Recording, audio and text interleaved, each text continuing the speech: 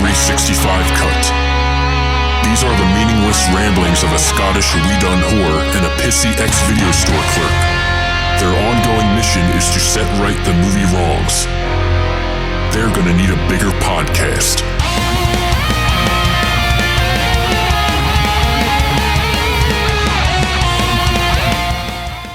Hello everybody and welcome to 365 Flicks Podcast, the 2020 edition. Will we just call it the 2020? Because this is probably the only one we'll do this year. Well, yeah. Yeah. Let's not rush ourselves. We're a ball hair into 2020, so I can't really see us doing many more episodes than this. I'm spent already, to be honest with you.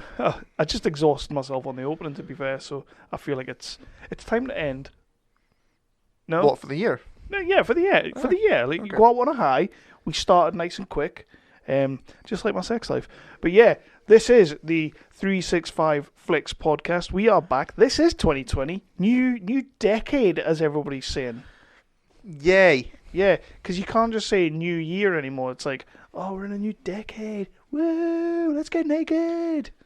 I don't think I said that. No? No. I probably did at some I point. said Happy New Year to a couple of people. Didn't say Happy New Decade. No? Didn't say let's get naked. Because you know who does say Happy New Decade? Pricks. Yeah. That's who.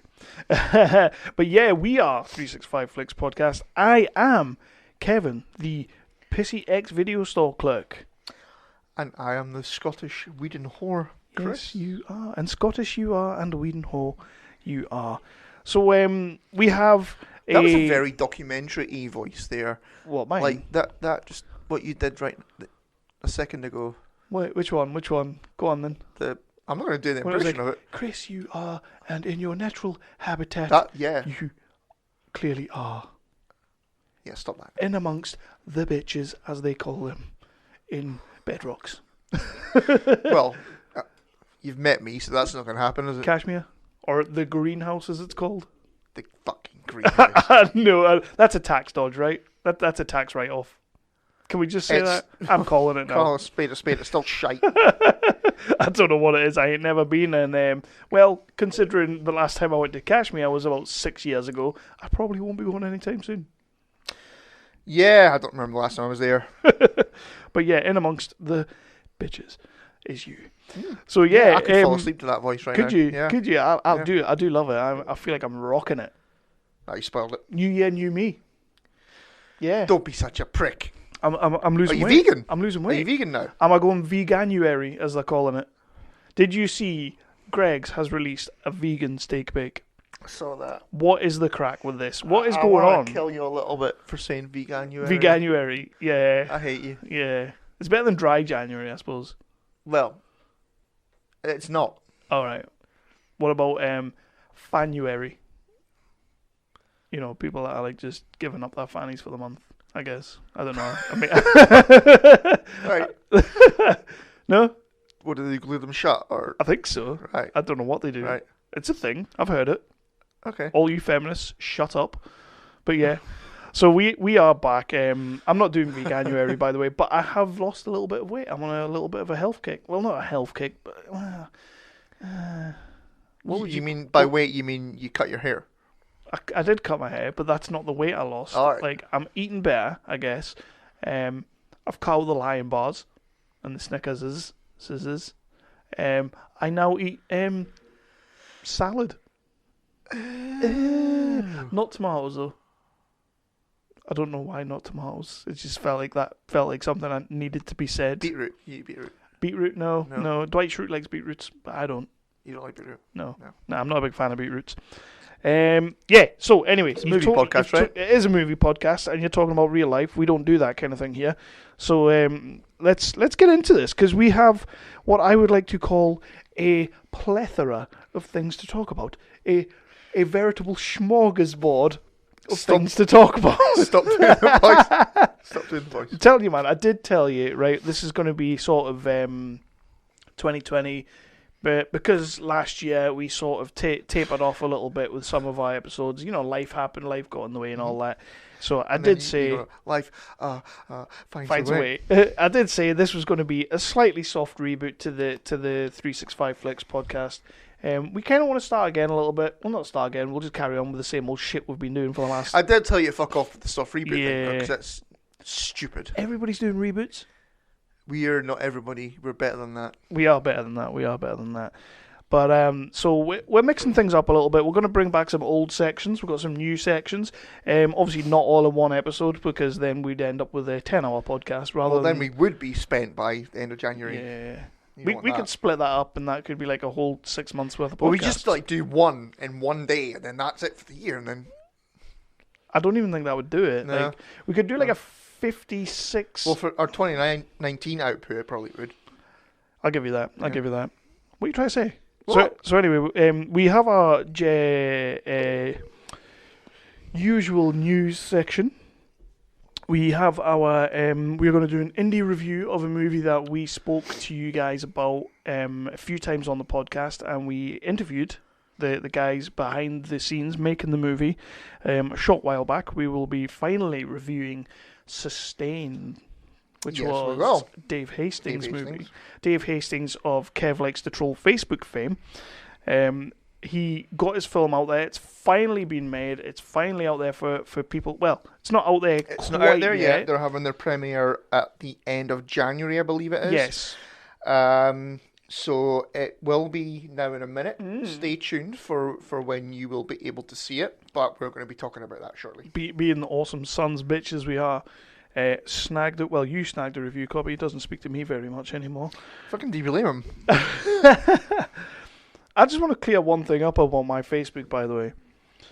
The only reason I say half the shit I say is because people like our good friend Dave Hastings bite the way they do. I'm aware.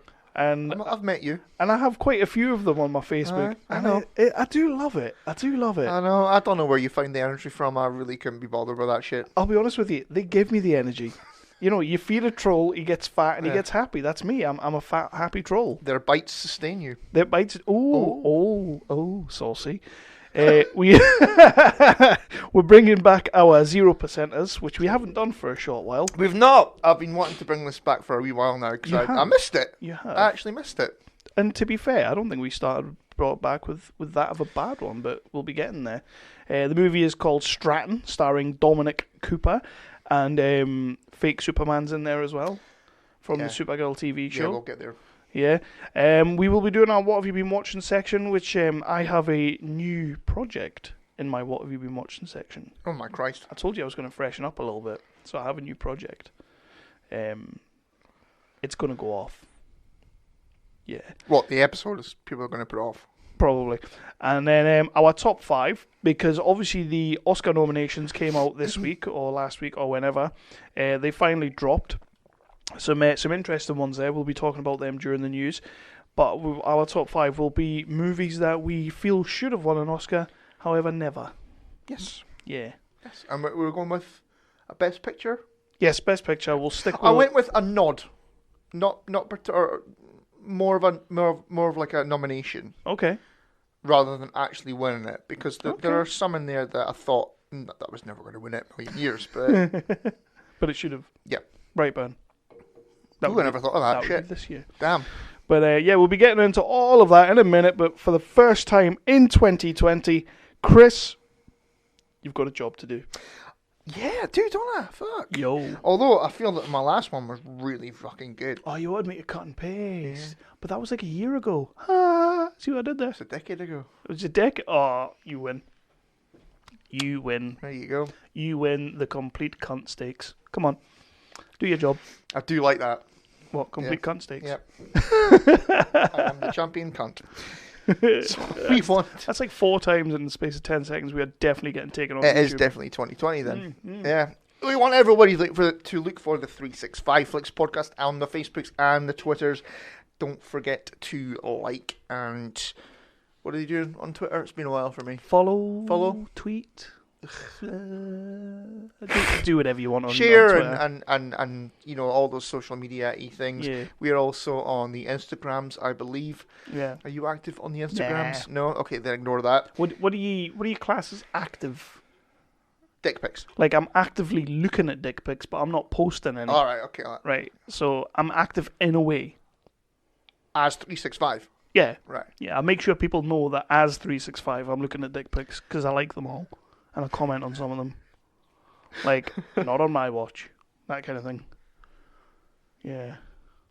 I don't know. I don't get that. I don't get that. I don't get that. I don't understand. If you get that reference. I'm very confused. If you get that reference, We're on on Apple Podcasts.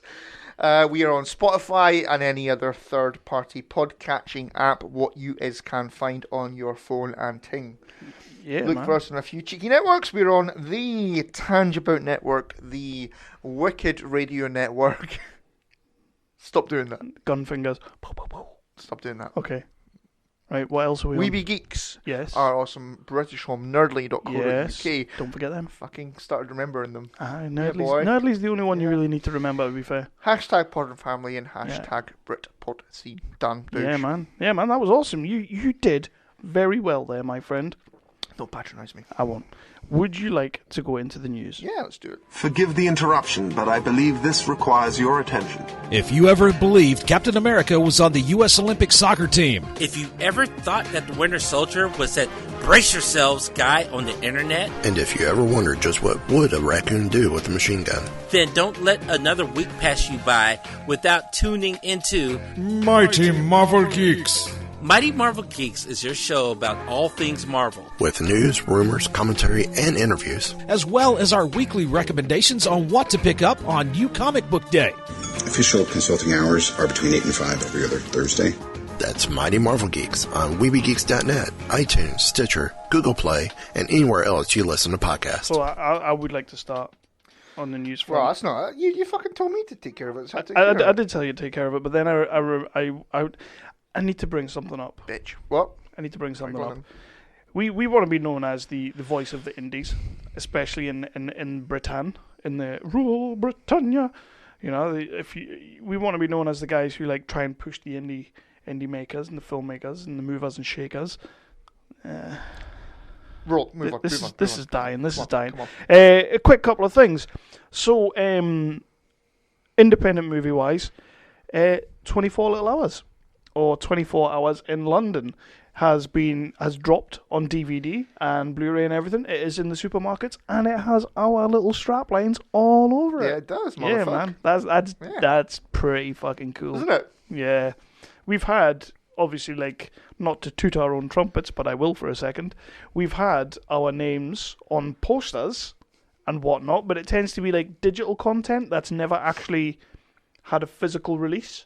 This has a physical release. Yeah. Is on the shelves and you can buy it. You can go into the Asda's or the Tesco's or other supermarkets are available. Yeah. And you can pick up this DVD as you should and you can look in the back and you can see...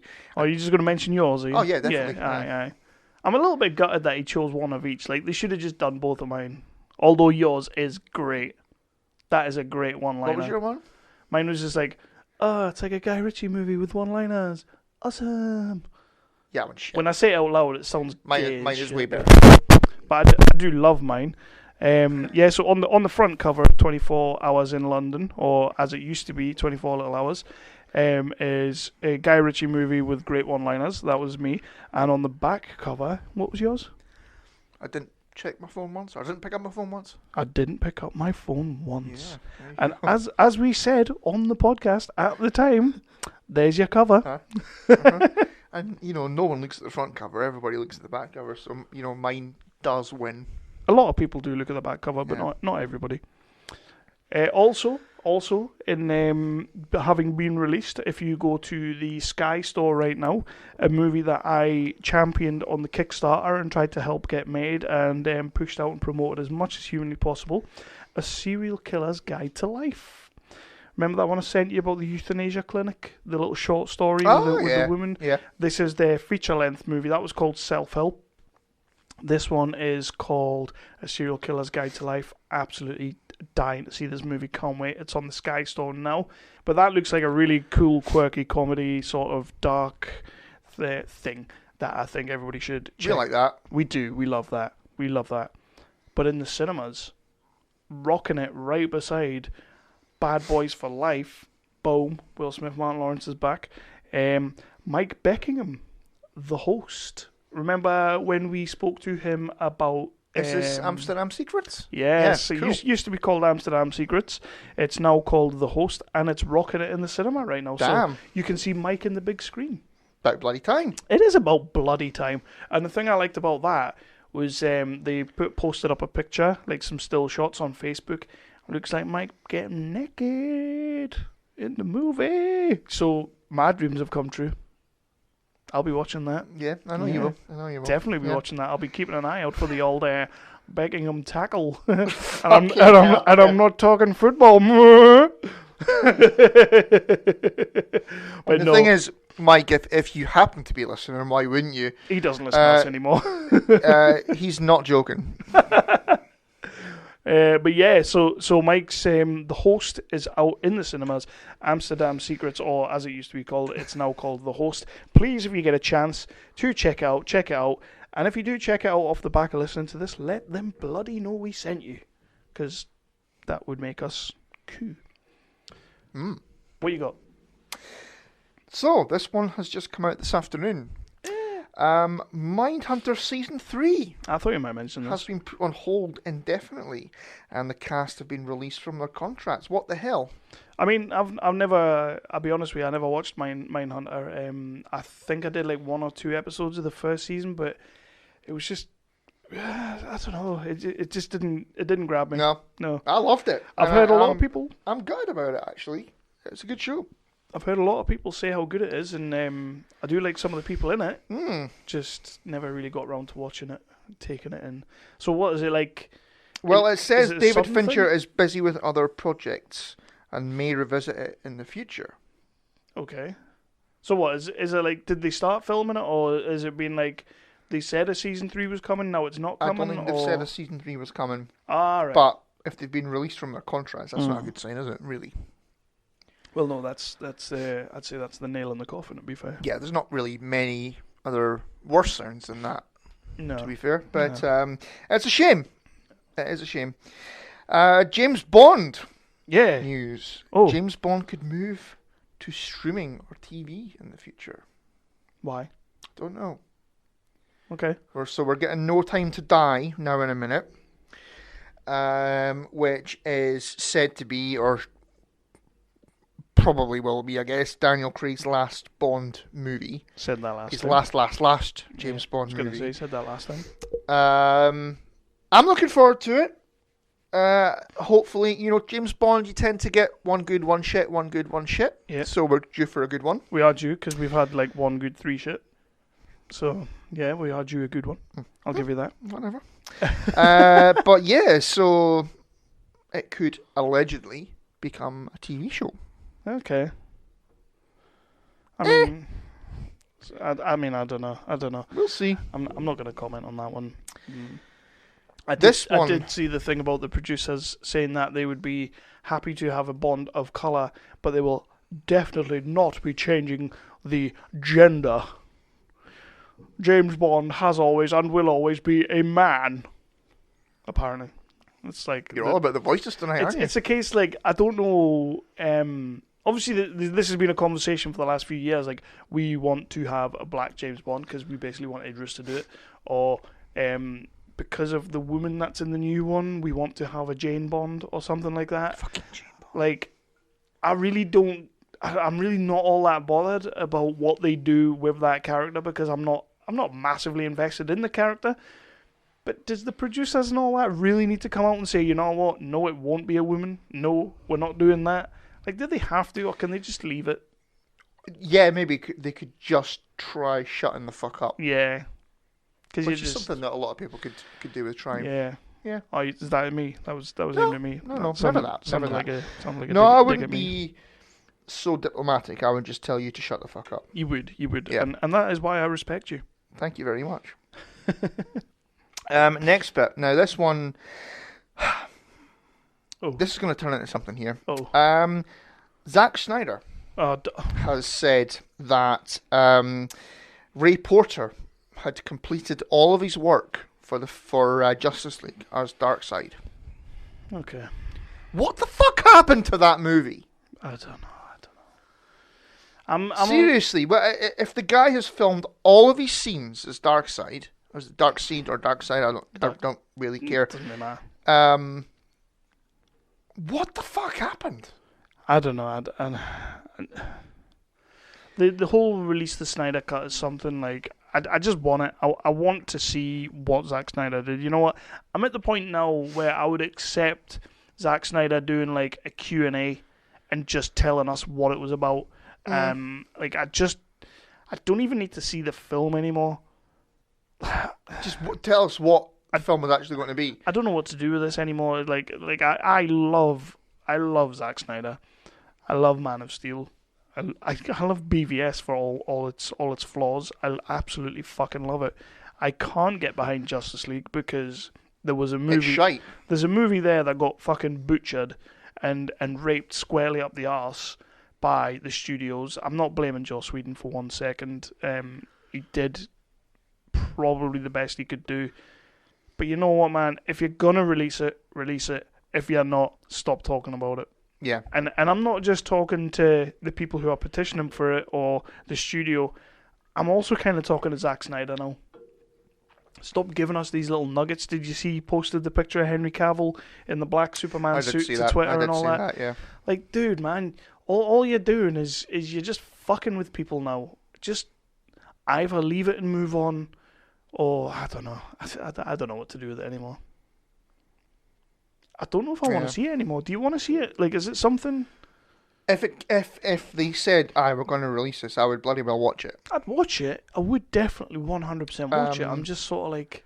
Just reading stuff like that just makes me go, what the fuck went on there? Oh, yeah. And that's maybe you've got a very good point, Kev. Maybe it would be more interesting hearing about what the fuck went on than actually seeing what the final product would have been. Just hearing all the I assume backstabbing and fucking, back door. Ooh. Backdoor bummins. Ooh. Matron. Matron. So yours was better. But yeah, as well as a sort of proof of kind of what I'm saying. Did you ever watch the YouTube video? It's a 2-part YouTube video of Max Landis, who was brought in to write the Death and Return of Superman story. Yeah, because you told me to watch it, and I did. Do that. Zack Snyder, you're like we've seen you behind the camera. We've seen you in documentaries. We've seen you in interviews. He's quite a charismatic bloke. Put him in front of the camera and let him tell us what his film was, what his story was, how he was going to do it. 2-part YouTube video, however you want to do it. Just do it, and then we can all move on. Or come on the 365 Flicks podcast and just tell us. It's not going to happen. We won't tell anyone. We're too big time for him. He couldn't pay our wages. We have wages. Imagine that. Could you imagine that if we turned Zack Snyder down and just be like, no. For I am the Scottish Whedon whore. Yes, he loves Whedon and I'm pissy. And I'm pissy, so no. Did you see the have you been watching the Crisis on Infinite Earth? No. On CW? No. Wow. So there's like a shit ton of cameos in this thing. So like at the tail end of last year, they did the first 3 episodes. This is ridiculous. I don't know why they did this, because normally when they do their crossover episodes, they do like a whole week of it. So you get like Arrow, Flash, Supergirl, all of them. They all turn up. Legends tomorrow. They all turn up in this one big crossover event. So they did Crisis on Infinite Earth. And the cameos in the first 3 episodes. I will probably watch it. I don't know if it's on Sky or not. You know what, man? For the cameos alone, fucking watch it. Because like episode 1 just starts on the bounce, sort of like there's a guy standing there with a newspaper and you can't see his face and it says Batman kills Joker. So like you're sitting there, and then he pulls it down and it's Robert fucking Wall from Batman 89, the journalist. You know the Tim Burton Batman, all right, Knox. Knox, aye. Yeah. So it's fucking him, right. And he's like stood there and he sort of looks behind him and the bat symbol's behind him, but it's like the Batman Beyond kind of bat symbol, which was a bit weird. Yeah. And the because it goes into different Earths, because it's all about the different universes, and it's actually called Earth 89. So it's like sweet, nice nod. You get an old Batman in the series, and it's Kevin fucking Conroy. So the voice of the animated series. Okay. So like he's there. Fuck me, who else? Brandon Routh actually reprises the Superman Yeah, role, I saw the photos of that. Aye. which was Yeah. awesome. Tom Welling comes back as Clark Kent, which was fucking awesome. Lana Lane from the Smallville series, she's back. The fucking cameos in this thing, I was just sitting there like, Jesus fuck me Christ, how have you done? The Titans from the DC TV show, they get a little bit. All right, It's not a big thing, but it's there. So you're like, the Titans exist in this fucking thing. Doom Patrol's in there, obviously. Like, there's all these sorts of cameos. Episode 4 released 2 nights ago. The Flash, Grant Gustin zooming about and all this, doing his thing, and he goes and he sees old Oliver Queen and all that, and old Oliver Queen's like fades away and all that, and he tells him like some significant shit that I couldn't really care about. And then he like zooms to Star Lab, and when he gets to Star Lab, he turns around, Ezra Miller in the Flash costume, stood there talking to each other, and you're just kind of like sitting there going, yeah, that's worth the price of admission. Like that is fucking awesome, because now it's kind of like, I really don't know where the DCEU is anymore. I don't know what they're doing with it. You've got your standalone movies, you've got your movies that look like they're connecting. I haven't got a fucking clue what they're doing right now. I think the biggie will be Wonder Woman 84. Yeah. Will it be connected? Will it be standalone? Yeah. Will it? Aquaman was the last one Yeah, Aquaman would on be its the own, one. or like on its own, but still part of the universe. It was still part of the universe. and it made references to Justice League. Yeah. So I guess when we'll find out what they're going to be doing is Wonder Woman 84. You got Birds of Prey as well next month, the Harley Quinn movie. So is that going to be sort of referencing like the Suicide Squad type thing? Is it? And then you've got the Suicide Squad movie coming out next year. Like, is that because they've said it's a continuation? Yeah. So like, it's almost as if the DCEU is still going on, but not really, because there's other things going on, and now the TV is referencing the movies. So it's kind of like, what the fuck are we doing here? I want to know. Anyway, the Crisis on Infinite Earth crossover event that they're doing is fantastic, if only for the cameos. The cameos are superb, and Yeah, we'll watch it. every time one pops up, you go, ah, that's amazing. No Michael Keaton. What I would like, because I haven't seen the last episode, because you've had the Brandon Routh, you've had the Dean Cain, you've had the Tom Welling. I would absolutely fucking love Henry Cavill to do a Fucking no chance. 10-second cameo in that show. I think the fans would lose their shit. If Cavill did that, they would lose their shit. That's not going to happen. Or even Ben Affleck popping up as fucking Batman. And then he just blows his head off. Yeah. He's like, Martha! Just something like that. I don't know. But yeah, definitely watch it. What else you got? That was a tangent. Yeah, a little bit. Should have put that in the what you've been watching. Star Wars. Yay! A Star Wars movie and TV show about the Knights of the Old Republic is reportedly in development. Yeah. Reportedly, mind you. There are 3 mystery projects that are slated for release in December 2022, 2024, and 2026. Okay. So we are getting more Star Wars. So this would be the Rian Johnson trilogy. Hopefully not. Hopefully not. It's going to be. So it's kind of on a little bit of a break, which Yeah. is good, because that's what we need. 2022, I think, is enough of a break. We're getting a couple of years off. I could have taken a bit more than that. No, But I think, I'll be 42 by then, so I think I'll be ready for another Star Wars movie by then. It'll be interesting to see what they do. I hope that they do actually do Knights of the Old Republic. definitely. Yeah, it'll be interesting to see what they do with it.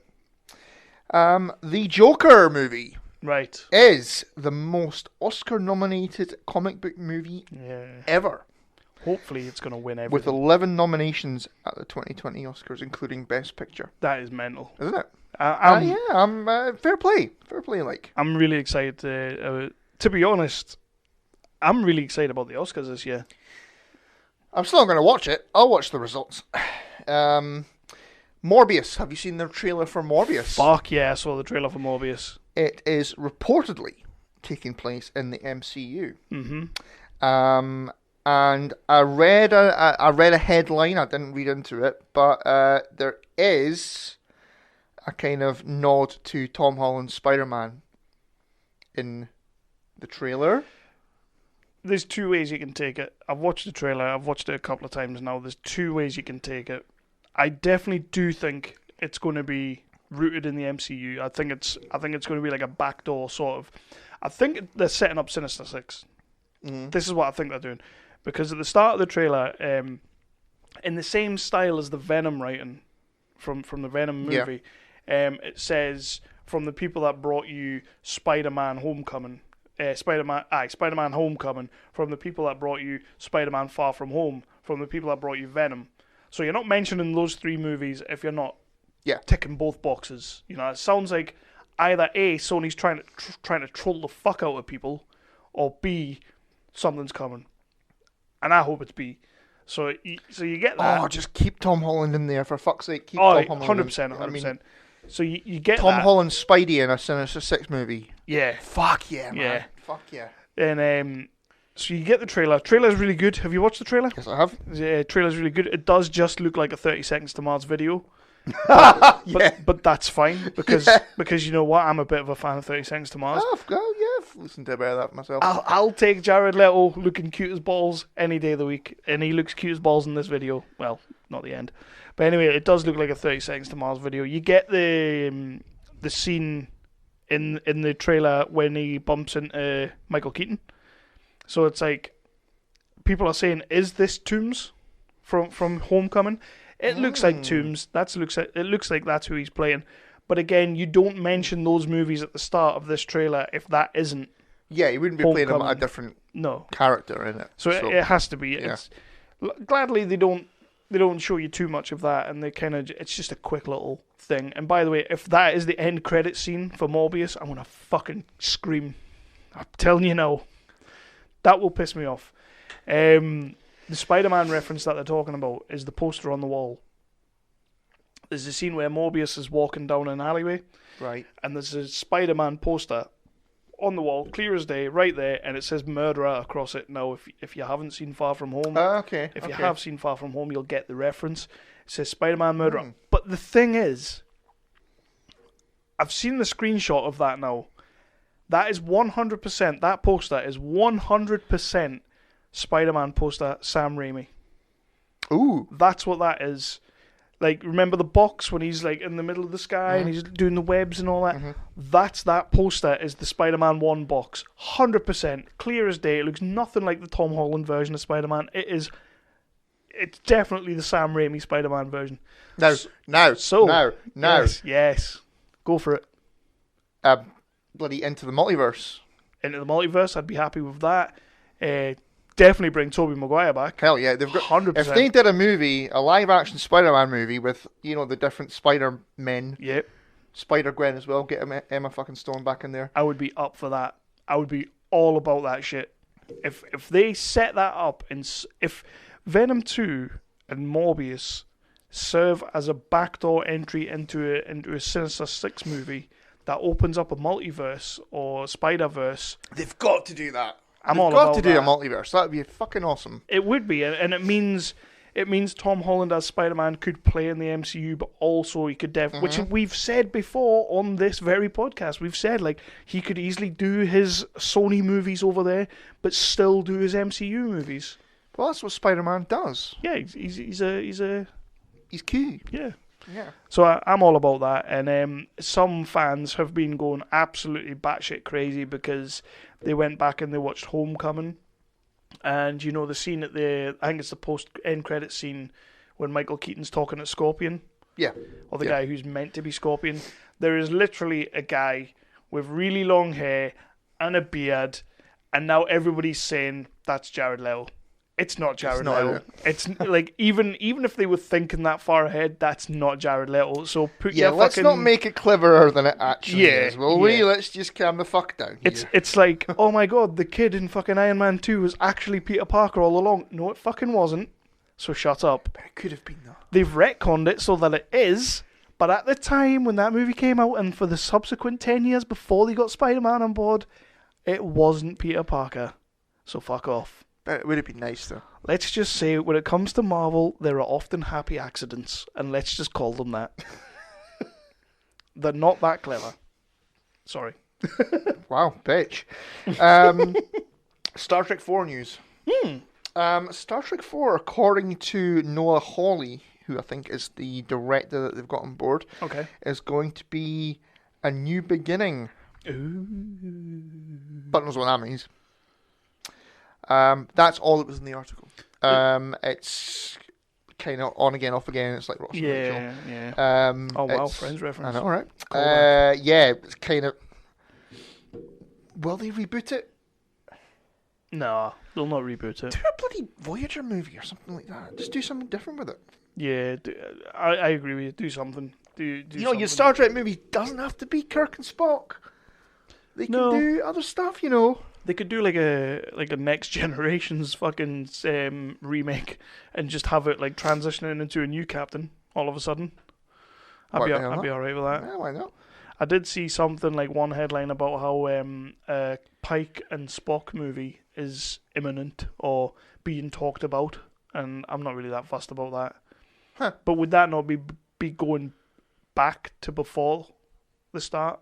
Because was Spock not on Pike's ship before he got on Kirk's ship? Yeah. So why would we do that? I don't really understand why we would do that unless you're gonna do. Well, no, you could. So he was with Pike before he was with Kirk, so you could do a Pike and Spock movie. But why? It would just end with Kirk. I don't particularly want to see that. It would just end with Kirk coming out and saying, "The thing is, you're joining the Enterprise." We're doing this. If you're doing it as prequels, you're setting the whole thing up as prequels. Yeah. There's no real, like, oh my Christ, that looks dangerous, or that looks like a big battle. They're going to die there. Well, the end. Well, not unless you give it to a director with balls. Because otherwise it's just going to be safe as fuck. Like who? I don't know. Kathleen Kennedy, she's got balls. Amy Pascal, do it. Amy Pascal. Do it. Imagine Amy Pascal's the person that brings us the Spider-Verse. Amy, go on, love, do it, please. Isn't she awesome? She is the gift that keeps on giving. I did see her name on the bloody Oscar nominations, like. That is amazing. If she wins an Oscar, any kind of Oscar. It has to happen. It has to. If she wins an Oscar, I'm just going to freak. Amy. Bless her. Mission Impossible 7 and 8 adds Nicolas Holt. Yeah, I saw this. As a villain. I like this. It's good to see him doing well. Kid's come a long way. He fucking has. From Skins to this. Mm-hmm. Yeah. Love him. About a Boy. I love that film back in the day. That was a class film. Yeah. Dead Duck Day. The Penguin. Go on then. Colin Farrell. Yes. Mm-hmm. Yeah, we knew that though. Did we know that? Yeah, we knew that. That's been a thing for ages.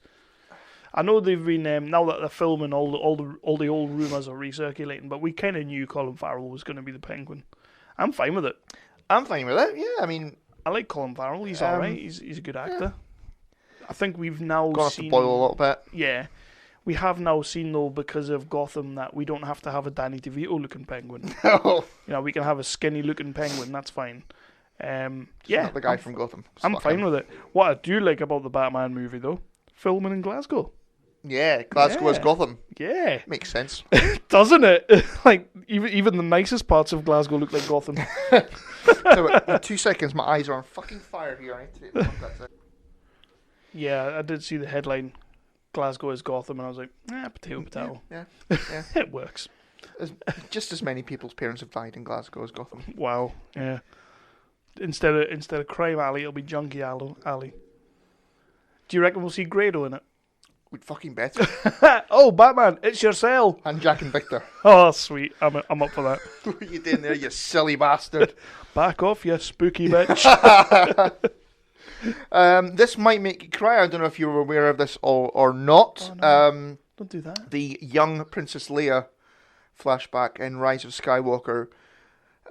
Billy Lourd played her. Yeah, it's her daughter, isn't it? Yeah. I was not aware of this. I knew she was in it, and I didn't know what as, but yeah, that's pretty awesome. That is awesome.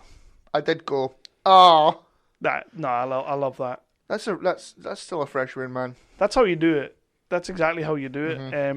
It's the whole Paul Walker syndrome, like getting his brothers to sort of finish off the movie for him. Is that what they did? In Right. Fast and Furious. Right. Although, and I commended the producers and the director in Fast and Furious as doing the right thing. They delayed the project, but they finished the project by using his brothers, with a little bit of CG, obviously, because they're not identical or anything like that. And it was like, right, we've done that now. We've paid our tributes to Paul Walker. The next Fast and the Furious movie has Paul Walker in it. What the fuck are you doing? What the actual fuck I did see that. are you doing? I thought that might vex you. Unless this is like unused footage from previous movies, you are fucking desecrating it. But even then, even if it is unused footage, because it's a main character, isn't it? It's not like a cameo. It's a main fucking role. He kind of, obviously because he died and everything, he kind of went off into the sunset in the last movie. So I could see how they could bring him back for a minute, but just he's dead. The guy is dead. That is literally, that's a cash grab. That is a cash grab. Look, everyone, your favourite character's coming back. Look, the thing is, right, okay, so in Rogue One, they did a fair job of bringing Peter Cushing back as Grand Moff Tarkin in Rogue One. Yeah. That was appropriate to the story, because it's a prequel, obviously. Yeah. It looked okay.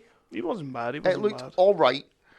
That's fucking fine because the guy's dead. What they did with Carrie Fisher, they had a story to tell. Okay, so it could have been done a lot better. We've discussed this. I feel, yeah. But the way they did it, they got our daughter to play her, and then they did it right. They left us going, give us this fucking movie. Yeah, give us that movie. Unfortunately not. You can't do a fucking sequel when the actor's dead, when he's a main character, and go, it'll be fine. It doesn't make sense. And after they made all of that noise about how they were respecting the man and paying tribute, and then to just turn around and go, yeah, we'll put him in the next movie, fuck you. Like, it's annoying. I don't like it. I really don't like it. But I'm pleased Billy Lord did that as Carrie Fisher. Probably the only good thing about Carrie Fisher in that movie. Fucking cunt. Honestly, I know you're fine with that, and I know a lot of people that are fine with the way they dealt with the elephant in the room that was Carrie Fisher in The Rise of Skywalker. But I just felt like it stuck out like a massively sore thumb. You had a chance to kill that character in the perfect way, and you Mary Poppins the bitch, and fuck. And now we have to live with that. I know. I can't get past that in Rise of the Skywalker. Like, I liked the movie, I enjoyed the movie, and I liked it less since seeing it, like when I really thought about it. But at the end of the day, my initial opinion was fair. It was an all round good movie. It was entertaining. I would still put it there with like Force Awakens, as you know, as I said on the last episode when we were doing our review. When you really think about it, about the Star Wars franchise, see, that's a T-shirt right there. I kind of want a T-shirt that says New Hope, Empire Strikes Back, yes, and then like all the rest of them. Fuck no. Last Jedi, meh. Last Jedi, fuck you, Rian Johnson.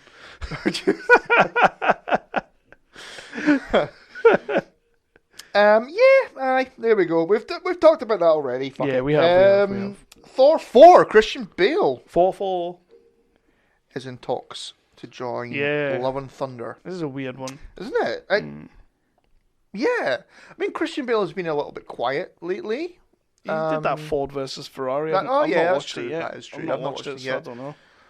They played a trailer before something. Maybe Terminator. And yeah, I will see it. It looks good. It's an interesting one that he's joining the MCU. Yeah. I'm not sure. I don't feel any kind of way about this. I will see it because it's Taika again. It's an unconfirmed role though, isn't it? Yeah. Like, we don't know yet. I mean, rumours are that it might be Beta Ray Bill. I don't know anything about that character. I'm assuming that's mostly going to be mocap, or... I've got no idea what the hell that is. I can't see I can't see Christian Bale joining the MCU and doing voice only. I can't see that. No. That's not Christian Bale's Some bitch style. wants his face on screen. Yeah. And with excellent sound. Yes, with excellent sound. Sherlock Holmes 3. Yes. Casts Peaky Blinders Paul Anderson. Awesome Arthur. I like it. That guy's got some acting chops. I'm yeah. be seeing him more. 100%, definitely. Game of Thrones prequel series. Nah. Targaryen. Still coming. Is expected in 2022. Yeah, I can keep that. Star's boss Jeffrey Hirsch's Power sequels and prequels are in development and are better than the original. That's a bold fucking statement. So yeah, in my what have you been watching section, I'm not going to talk about it too much because I don't know if you've been watching it. Was it back? Yeah, Power's back. We have got the first 2 episodes of the last 6 episodes. Oh my Christ. And they are fucking destroying this show right now. It's not great. Oh shit, right, okay. I don't want to ruin it for anyone. Well, I'm up to date for before the break. Yeah. Basically, what I said on our podcast when we talked about it is what they're doing, and I don't like it. It's not working for me. I can't remember what you said. Well, we'll talk about it in a little bit. Yeah. I'll not go too into it. I don't want it spoiled. So, but I knew there was a couple of spin-offs. One of them is apparently it's Tariq. It's his it's sort of his rise to Ghost's position. So they're looking at doing a whole series about Tariq next. So spoiler alert, he's not going to die. No. No. You can keep that. Thank you very much. He's like fucking AJ Soprano. Fuck him. I would actually say he's better than AJ. At least he does something. AJ just kind of whines about things, says he's going to do something, looks like he's going to do something, does nothing. That's true. Poor AJ. Yeah, fuck him. Birds of Prey. Yes. This is a projection, mind you. Is projecting a 52 million opening weekend. That's pretty good. It's not bad. Yeah. It's not bad at all. It's not Joker's numbers, but should be alright. I'm dying I'm to see it. not going to see it. Have you seen the latest trailer? Have you seen the new one? Yeah. Oh my god. How can you still not be into this? I saw that the trailer came on before 1917, and I think it looks fucking awful. Was it the one with the hyena at the end when it laughed? Oh my god. I think it looks fucking awful. Genuinely, I think I'm not winding you up. I think it looks fucking awful. Alright. Each to their own. My last bit of news, speaking of fucking awful, reportedly. Oh, I love it reportedly. Universal are in plans to remake Jaws. Wow. You motherfuckers. Wow. That's bold. You motherfuckers. That's bold. I'll give them that. You got balls. But no, don't do it. No, don't do it. Is it going to be part of the monster universe? Oh, if they do that, then I'm okay. Could you imagine if you get like a Dracula, a Frankenstein, and a Jaws, and then put it in with a fucking Tom Cruise mummy movie? You don't have to remake every single little thing. I fucking said probably about a year ago, like, do your if you want a monster shark movie, do it as part of your bloody Jurassic or your fucking Jurassic World franchise. You have a megalodon or a megalodon. That is part of the Jurassic World fucking universe, and then it escapes and it goes about killing the fuck out of people. Do it that way. That's your monster shark movie, Universal. You fucking mongoloids. Do not remake Jaws. We don't need to see fucking Chief Brody in fucking 2020 or 2021. Who would play him? Jesse Eisenberg. No, Woody Harrelson. I'm not doing it. Ooh, Woody Harrelson. No, I'm not doing that. No, just don't. I probably will see it, but don't. I'm with you. Like I won't see it, but yeah, I'm with you on that one. Like there's certain films that just fucking leave them. Just leave them alone, please. Yeah, bastards. So before we move on, we're going to do the indie review next, which is going to be the movie Dave Hastings made, Sustained. But I would like to quickly drop in some Oscar talk. Do it then. Just very briefly, because I would like to get some predictions off you. I'm not going to be writing them down, so don't worry. But so first of all, like the big, we're only going to do the biggies. So the big one of the night is Best Picture. When did they start putting like 9 or 10 movies as Best Picture? Has that been a while now? Yeah. I thought it used to be like 5 or 6. No, I think the last couple of years it's been like that, isn't it? Jeez, how do you find 10 films? Christ, I couldn't even make up a top 5 of last year.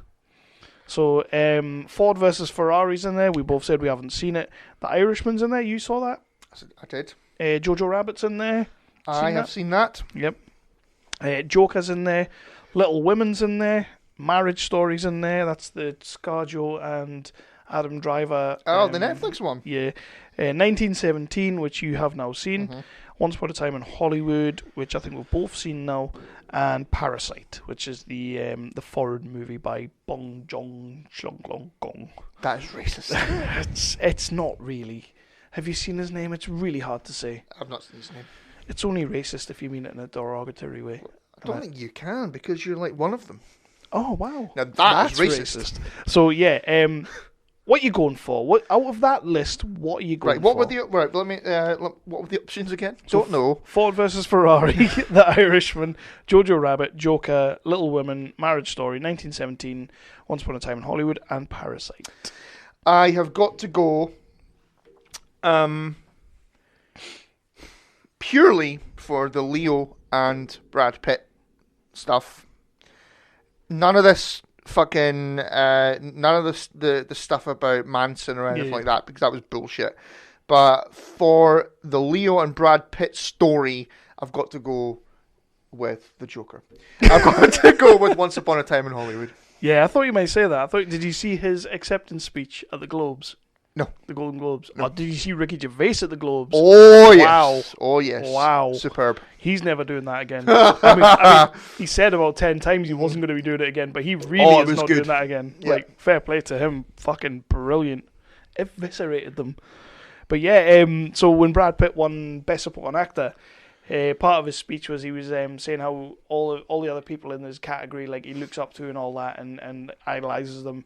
And he's like, but there's nobody out there he idolizes more than Leonardo DiCaprio. And he calls him LDC, which I think is a great fucking name. Bit wanky, but okay. I feel like we should just be calling him LDC from now on.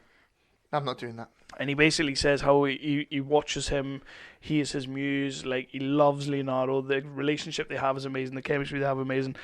And then he turns around and he says, but by the way, I would have made room on that raft for you. And then it cuts to DiCaprio, and DiCaprio's doing that biting the fist thing. It's amazing. Those two guys, I want to see 1 million movies with them two in it now. I really do. They are. I mean, the two of them, and you've seen it now, right? Did you say yeah? I mean, the two of them are fucking amazing. They really are, and yeah. You know what? Yeah. Leo's so fucking good in that movie. Leo's good in every movie, and we champion Leonardo DiCaprio. But in that movie, he is particularly fucking awesome. Mm-hmm. I know. Yeah. I know. Brad's good as well, but I just thought Leo was incredible. For me, it's the Joker. It doesn't matter. Like, it looks like, and of course it is just the buzz and the hype around things right now, but it looks like 1917 is going to walk away with it. Right, okay. Yeah, this seems to be the hot favourite right now. Haven't seen it, you have, I'm sure you'll be talking about it. I will. Best Directing. So you got Marty Scorsese for The Irishman. Mr. Nominate me as many times as you want. I'll probably only ever win it once in my life. You have got Todd Phillips for The Joker. You've got Sam Mendes, 1917. You have Quentin Tarantino for Once Upon a Time in Hollywood. And Bong Joon-ho for Parasite. It's not that hard to say at all. So maybe it was. Todd Phillips. Todd Phillips, Joker? Yeah. It has to. I mean, I think it may go to Tarantino as like a cumulative thing, same as what we did with Leo with The Revenant. This is something I said at work a couple of days ago. Not the cumulative thing, but I look at this list of directors this year, and it looks like it could be Quentin Tarantino's year. Like Sam Mendes, I'm pretty sure he already has one. Marty's got one now. Todd Phillips, I think he's still a bit too fresh. Like, yes, he's got a fair body of work, but they're mostly comedies that nobody gives a shit about. Yeah. And then he comes out with this, and I don't think they'll give him it right now. It could very easily be Tarantino's year, in my opinion. I just think that, the movie as it is, I think that, it is incredibly well directed, and I think that he deserves it. Tarantino or Todd Phillips? Todd Phillips. Yeah. I mean, Tarantino, it's a fucking awesome movie, but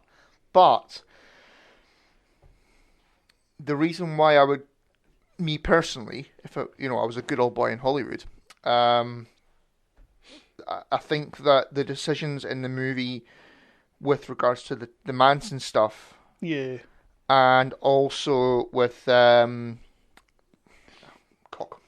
what's her name? Margot yeah, Robbie. Margot Robbie, who's just massively underused. I think that's probably why I would lean towards Todd Phillips. Yeah. I mean, perfectly honest, I just want the Joker to win everything. So, yeah, okay. Like, all 11. So you're going Todd Phillips as well? Yeah, I'll go Todd Phillips. But I do tend to lean, when I really look at it, I'm leaning towards Tarantino could get it this year. I mean, he's won it for writing. He's won it for screenplay. I don't think he's never won it for director. We know that for sure. He's been up once or twice. But, yeah. Best actress is Cynthia Erivo for Harriet, Scarlett Johansson for that Marriage Story movie. I can never say this chick's name. Saoirse Ronan, you know that one? Saoirse Ronan, Little Women. She's in Little Women. All right. She's not going to win, so it doesn't matter. Charlize Theron for Bombshell and Renee Zellweger for Judy. Well, I've never seen any of them, so I'm going to go Charlize Theron. Yeah, that's a good shout. I'm not a massive fan of Scarlett Johansson, but I want to see her do this year. I actually would say that she deserves it for Jojo Rabbit. Yeah, like I want to see her get them both, because I don't think that's ever happened before. Like I know people have been nominated twice in the same year, but I would love to see her win that, like for both of them. Perfectly honest with you, I think you're right. I think it's going to be Charlize Theron. Best actor, Antonio Banderas, who's still a thing apparently, for Pain and Glory. Leo for Once Upon a Time. Adam Driver for Marriage Story. Joaquin for Joker. And Jonathan Pryce for Two Hopes. No prizes for guessing where I'm going. Well, I'm going Leo. Yeah? Yeah. But he's already won one. Yeah, but I don't care. He's phenomenal in that movie. Yeah. Yeah. Like, he is fantastic. For me, though, I'm going to go Joaquin Phoenix. Original screenplay, Ryan Johnson for Knives Out, Noah Baumbach for Marriage Story. People are loving this Marriage Story film, by the way. Like, it looks god awful to me. Like, I've watched the trailers. And I don't think I've seen the trailers, to be honest. It just sounds a bit. It just looks like two people arguing, like a Woody Allen movie. Oh dear. And I don't like Woody Allen, so Sam Mendes for 1917, obviously Tarantino for Once Upon a Time, Bong Joon-ho for Parasite. That's doing well, isn't it? It's getting a lot of love, and people are saying that if the Academy wants to show us how diverse they can be, they should give it to him just because. Oh, get the fuck. Yeah. Yeah, what are you saying? Once Upon a Time in Hollywood. Yeah. It is a well-written movie. For a screenplay, movie. I mean, a Tarantino screenplay screenplay. Let's be honest, that's the one he normally wins. Yeah. So I'm going to give it to him as well. Best Adapted Screenplay, Zalian for Irishman, Taika Waititi for Jojo Rabbit, Todd Phillips and Scott Silver for Joker, Greta Gerwig, Little Women, Anthony McCartan, The Two Popes. I fucking want Taika to win that. I want Jojo Rabbit to win it. Jojo Rabbit is so fucking good. It's great seeing Taika in those lists. Yeah. It is, Jojo isn't Rabbit. it? It fucking is. Yeah. Taika Waititi, the man behind fucking What We Do in the Shadows and Boy and fucking Thor Ragnarok. But have you seen Jojo Rabbit? I have, yes. Right. Yeah, it's incredible. I think that it deserves an award. I'm a little bit surprised, and I have a theory as to why not, but I'm a little bit surprised that he's not up for supporting actor.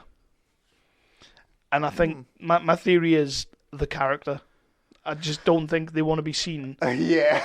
I don't think the Academy want to be seen as given that a nod. Yeah, the Academy, we are really, really diverse and totally not racist. The winner is Taika Waititi as Adolf Hitler. They ain't giving an award to anybody who plays Hitler. I'm sorry, but that's the world we live in. Amazing, though. That is the world we live in. Especially a fucking, what is he, South African playing Hitler. They're not going to do that. No, he's Australian, isn't he? Is he Australian? New Zealander. He's one of the two. New Zealandish. One of the three. I think he's from New Zealand. Yeah, he's yeah. But, I mean, they're mostly the main ones. Do we have... best supporting actor is Tom Hanks. I thought he was the main character in that film. What film? That Mr. Rogers film, Beautiful Day in the Neighborhood. It's some American thing. Anthony Hopkins... The one about the talking horse? I don't know. Was that Mr. Rogers? So was that, like, should the horse get best actor? Anthony Hopkins, Two Popes, Al Pacino, The Irishman, Joe Pesci, The Irishman, Brad Pitt, Once Upon a Time in Hollywood. Pacino? I would like to see Pacino win it. I've not seen the film, but I think Pacino should win everything he's up for. And where is the supporting actress? Supporting actress, Kathy Bates, Richard Jewell, Laura Dern, Marriage Story again, Scarlett Johansson, Jojo Rabbit, Florence Pugh. Florence fucking Pugh. Who's that? The Fighting with My Family. Oh, okay. She's up for Little Women. Right. Which I haven't seen, I don't want to see, but I want her to win something, though. I was very, very pleased to see her on the list. I was kind of like... Scarlett Johansson is fucking good in Jojo Rabbit. And Margot Robbie for Bombshell. For me, again, like I say, I want to see Scarlett Johansson pull out the double. That would be awesome. But for me, Florence Pugh on this one. You know what? I'm going to go with that as well because it would be awesome to see her win something. She's amazing in Fighting with My Family. And, you know, just for that alone, she should win it. So, that's our predictions. We have a top 5 coming up later on with movies that did not win the Oscar or win an Oscar or get a nod, but we feel like they should have. And we'll be doing that later. But first of all, it's an indie review. Dave Hastings, Sustain. Yeah. So back in a minute. Greetings from Tromaville. I'm Lloyd Kaufman, president of Troma Entertainment and creator of The Toxic Avenger. You know, folks, when the Troma team and I are not making those great movies like Tromeo and Juliet and Terra Firma and Return to Nukem High, a.k.a. Volume 2, the Troma team and I like to kick back and inhale the most educational and entertaining podcast in the world, Poop Culture. Hello, I'm Toxie. Toxie, I love poop culture. Poop culture is the best. I like poop culture. In fact, I even look like some poop right now. If you look closely, kind of a poop. But I'm 70 years old and I want to blow my fucking brains out. So, you know, honestly, I don't even know why I care. 1, 2, 3, 4. So I'll let you kick this one off because you're the one that was given the review copy because he likes you more than me. Well, it's not difficult, is it? I'll give you that. I'll give you that. So how did you go on Sustain? Sustain is a story about two brothers. They're brothers. They're laughing and they're... No. Stop that. Okay, it's a Wayne's Brothers TV show. What? Okay, carry on. It's about two brothers. Fuck me. One of the youngest brother is murdered in a racially motivated attack. And it is the story of the eldest brother who is basically trying to prove that the people who did it to the police. And it becomes a story of will he go down the legal route and try to get the police to, you know, do what they should be doing, or will it become a story of revenge? Yeah. And that, I think, is the bones of the film. We don't want to go like too massively into it. I think that's as much as you can say. Well, we're not going to do spoilers. It's not even out yet. No, but that's about as much as you can say about the story without giving it away. Yeah, man. What did you think? First thoughts before we talk a little bit about it. Honestly, I thought it was fucking superb. Yeah. I really did. I really did. And my IMDb has been a little bitch, so bear with me a wee second here. Whose name are you looking for? Whose name? I just wanted to bring up the cast. All right. Okay. Well, for me, I think we knew a little bit about the story. Dave gave us the rundown of what it was really about. But the one thing that I was really looking forward to seeing in this movie is Dave Hastings' style. We have him on Facebook, and we've been talking to him for a while. We're quite friendly with him. We are, and yeah, I do goad him a little bit with some of my politics posts and all that. That is literally just me being an asshole, and I do apologise for that right now, Dave, if you're listening. That's just me being a dick. I honestly, half the things I say, 95% of the things I say, I don't really mean when I post those articles. I would go with that. Like to me, I'm just not that fussed with it all. So I do apologise right now. But like I say, one of the things that I was really looking forward to was having seen the bits and pieces he's been posting of the film, like the score, the fucking music in this movie is excellent. Just quickly, like, put that in there. But I couldn't wait to see Dave's sort of visual style, because we know he's a massive, like, Halloween fan. We know he's into, like, his John Carpenter, serial killers. We know he's into all that. And I'm sort of like, what kind of style is this guy going to come at us with? And the only real thing that I could liken him to was probably a little bit of Shane Meadows. He's got a total... Well, shit, I think he'll be happy with that. Well, for me it is, because it's got a real Shane Meadows down-to-earth, dirty sort of urban... Not urban, because, yeah, but, you know, grimy sort of like, yeah, we're going to show you this town, which, by the way, was Dudley. We're going to show you the fucking nuts and bolts of this town and the nuts and bolts of these characters. And it shone. Like, I really like Dave's visuals. Like, the way he did it, I loved it. Yeah, good. Yeah. Good. And the first thing I thought is, how in the hell is Brett Dewsbury not a big thing? He's cracking, isn't he? Because he bloody well is. He is cracking, but I'm going to give a big shout out to the villain of the movie. Because, boy, he was a shit. Oh, yeah. He was a shit. I did say it to Dave, actually. I you know, because he was, bless him, he was like nervous. Yeah, nervous. See, he wasn't nervous with me. He was like, "Watch it. I don't really give a fuck what you think." No, because the one that mattered had actually given his opinion. So, right, okay, that's how it is. That's how it is. Yeah. But bless him, he was nervous about what I was going to say and all that, and like.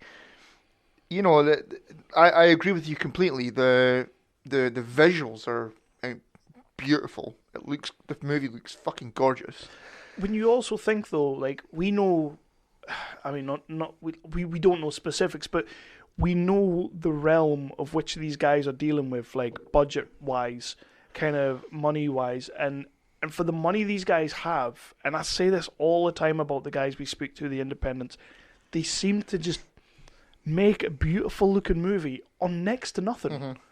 And you're like, I'm not, don't get me wrong, I'm not going to overhype things and say that they're pulling out like Steven Spielberg type style, you know, but for the money they have, for what they're trying to get across, they're nailing it for me. Yeah. Like, they nail it every time.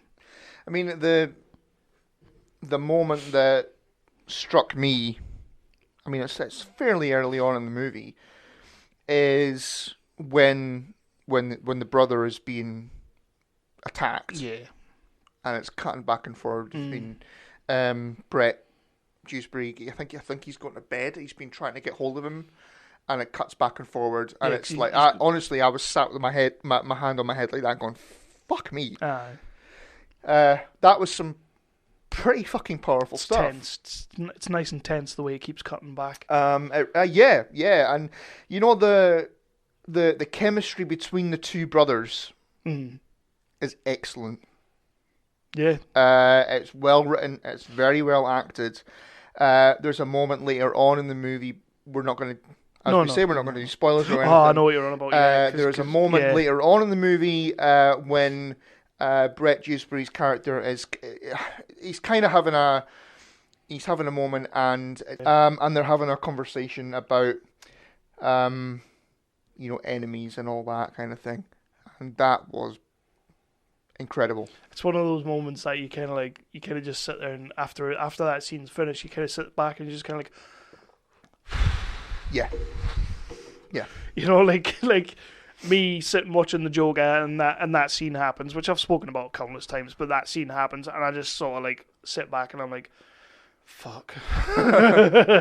I'd had a feeling that scene would get you. Oh yeah.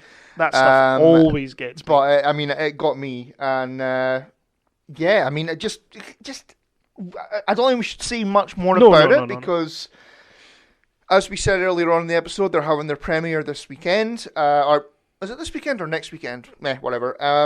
But yeah, I mean, it could, like, just a massive congratulations to them all because I know that Dave was very nervous about it, which is, I mean, it's understandable. It's completely understandable because you're putting yourself out there. As you should be. It's a passion project. You finally got it made, so you want people to enjoy it. And I genuinely believe that the audiences that see this movie, and it will find an audience, when they see it, they're going to enjoy it. They're going to love it. Yeah. And everybody's going to take something different away.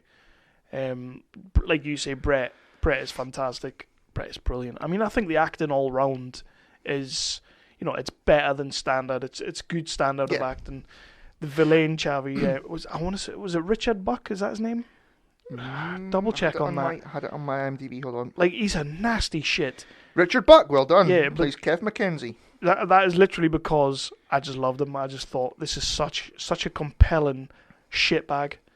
Like, and I love a compelling shitbag. He was a good bad guy. And even when he goes into, I'm not going to say massively too much about the scene, but he goes into ultimate shitbag Jack Nicholson mode.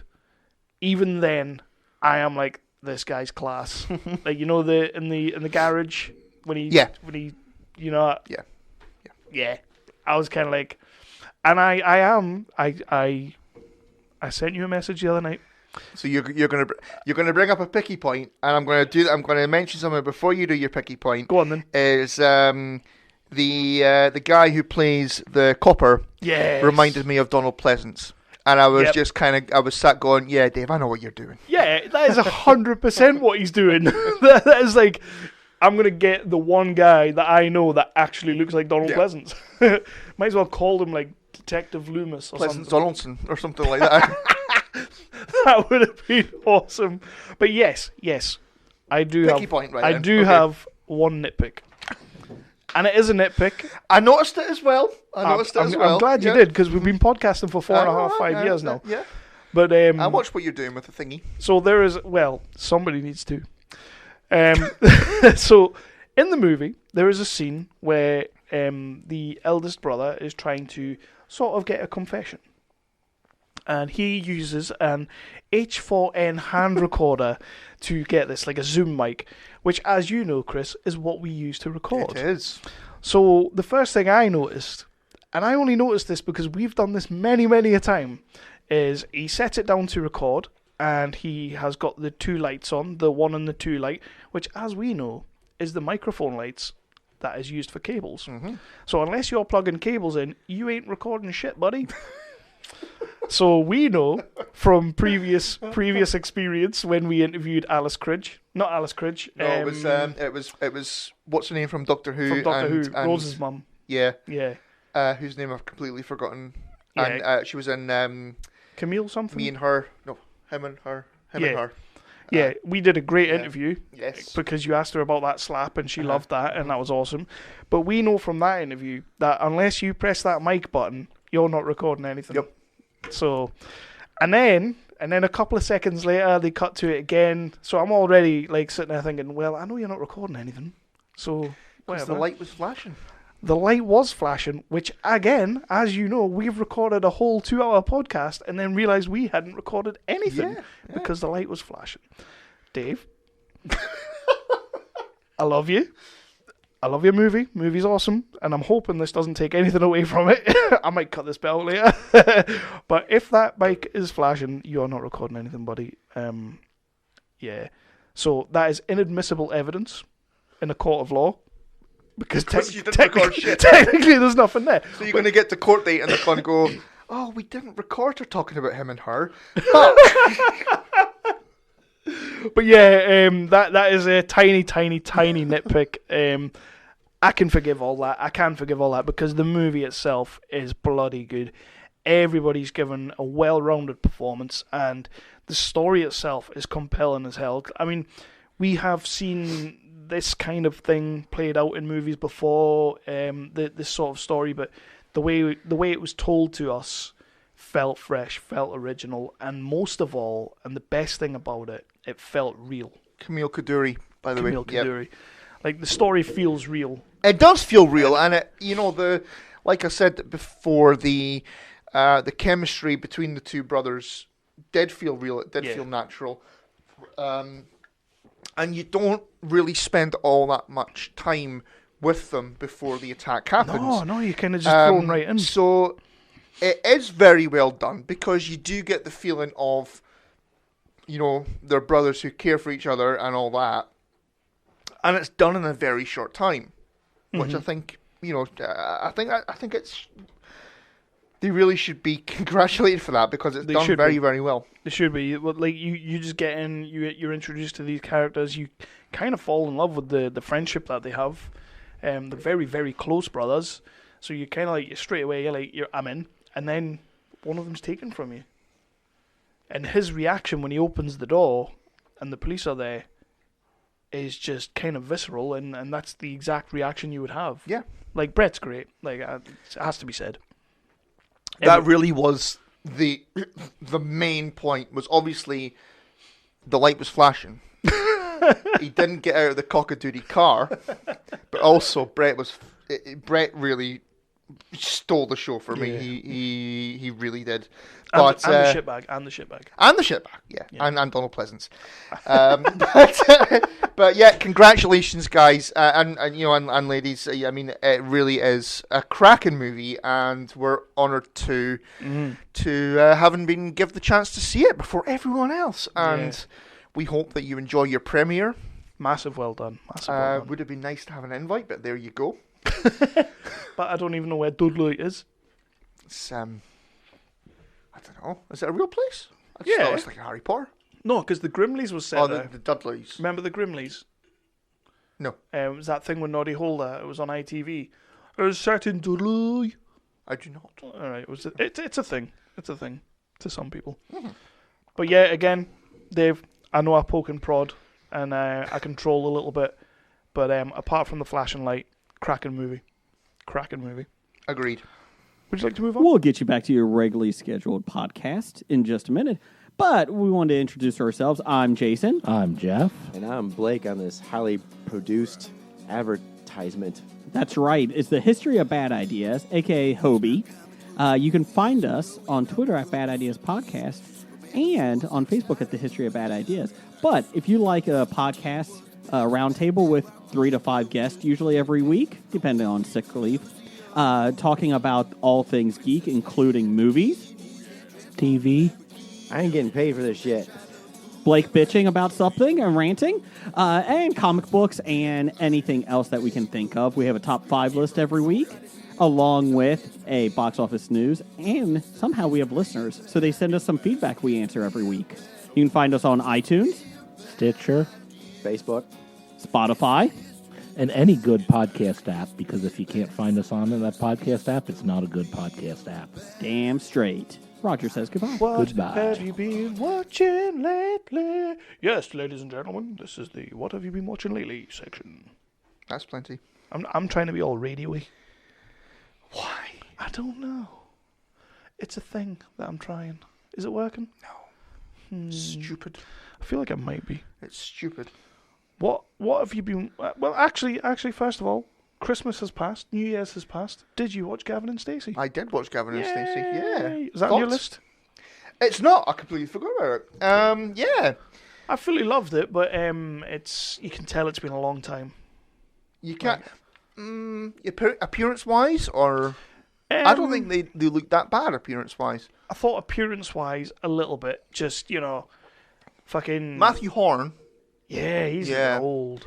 James Corden's looking like $1 million nowadays. You can tell that James Corden has spent about fucking 5 years in America. Yeah. My only real criticism of the show, because I did quite enjoy the special, was I just didn't really feel like James Corden and Matthew Horn were still friends anymore. Because I know they fell out behind the scenes, and I know there was a big, because that movie didn't work out, that the lesbian thing. Lesbian vampire killers. Yeah. Because that fucked both of them. Well, fuck Matthew Horn's career. Yeah. There's still, I don't think there's still animosity, but I just didn't feel like Gav and Smithy were really friends anymore. It didn't come across that way to me. Maybe I'm wrong. I kind of get what you mean. You got a lot of when in series 3 when Gavin's moving to Wales. I think in the Christmas special, he was going, I'm not really scared about moving there. I'm scared because you're not going there with me. Yeah. It's, stuck moments like that, little moments like that. Yeah, I get what you mean. I'll give you that. I think I was just sort of happy to be spending time with them all again. It was just great seeing them all back together on screen. There were some fucking awesome Gavin and Stacey moments. Yeah, there's some good bits. Bryn was on fine form. I mean, the moment when Smithy's introducing the posh girlfriend and he says, "This is Michael and Pamela. They've been like a mama and papa to me." I was fucking poorless. Absolutely poorless at that moment. Honestly.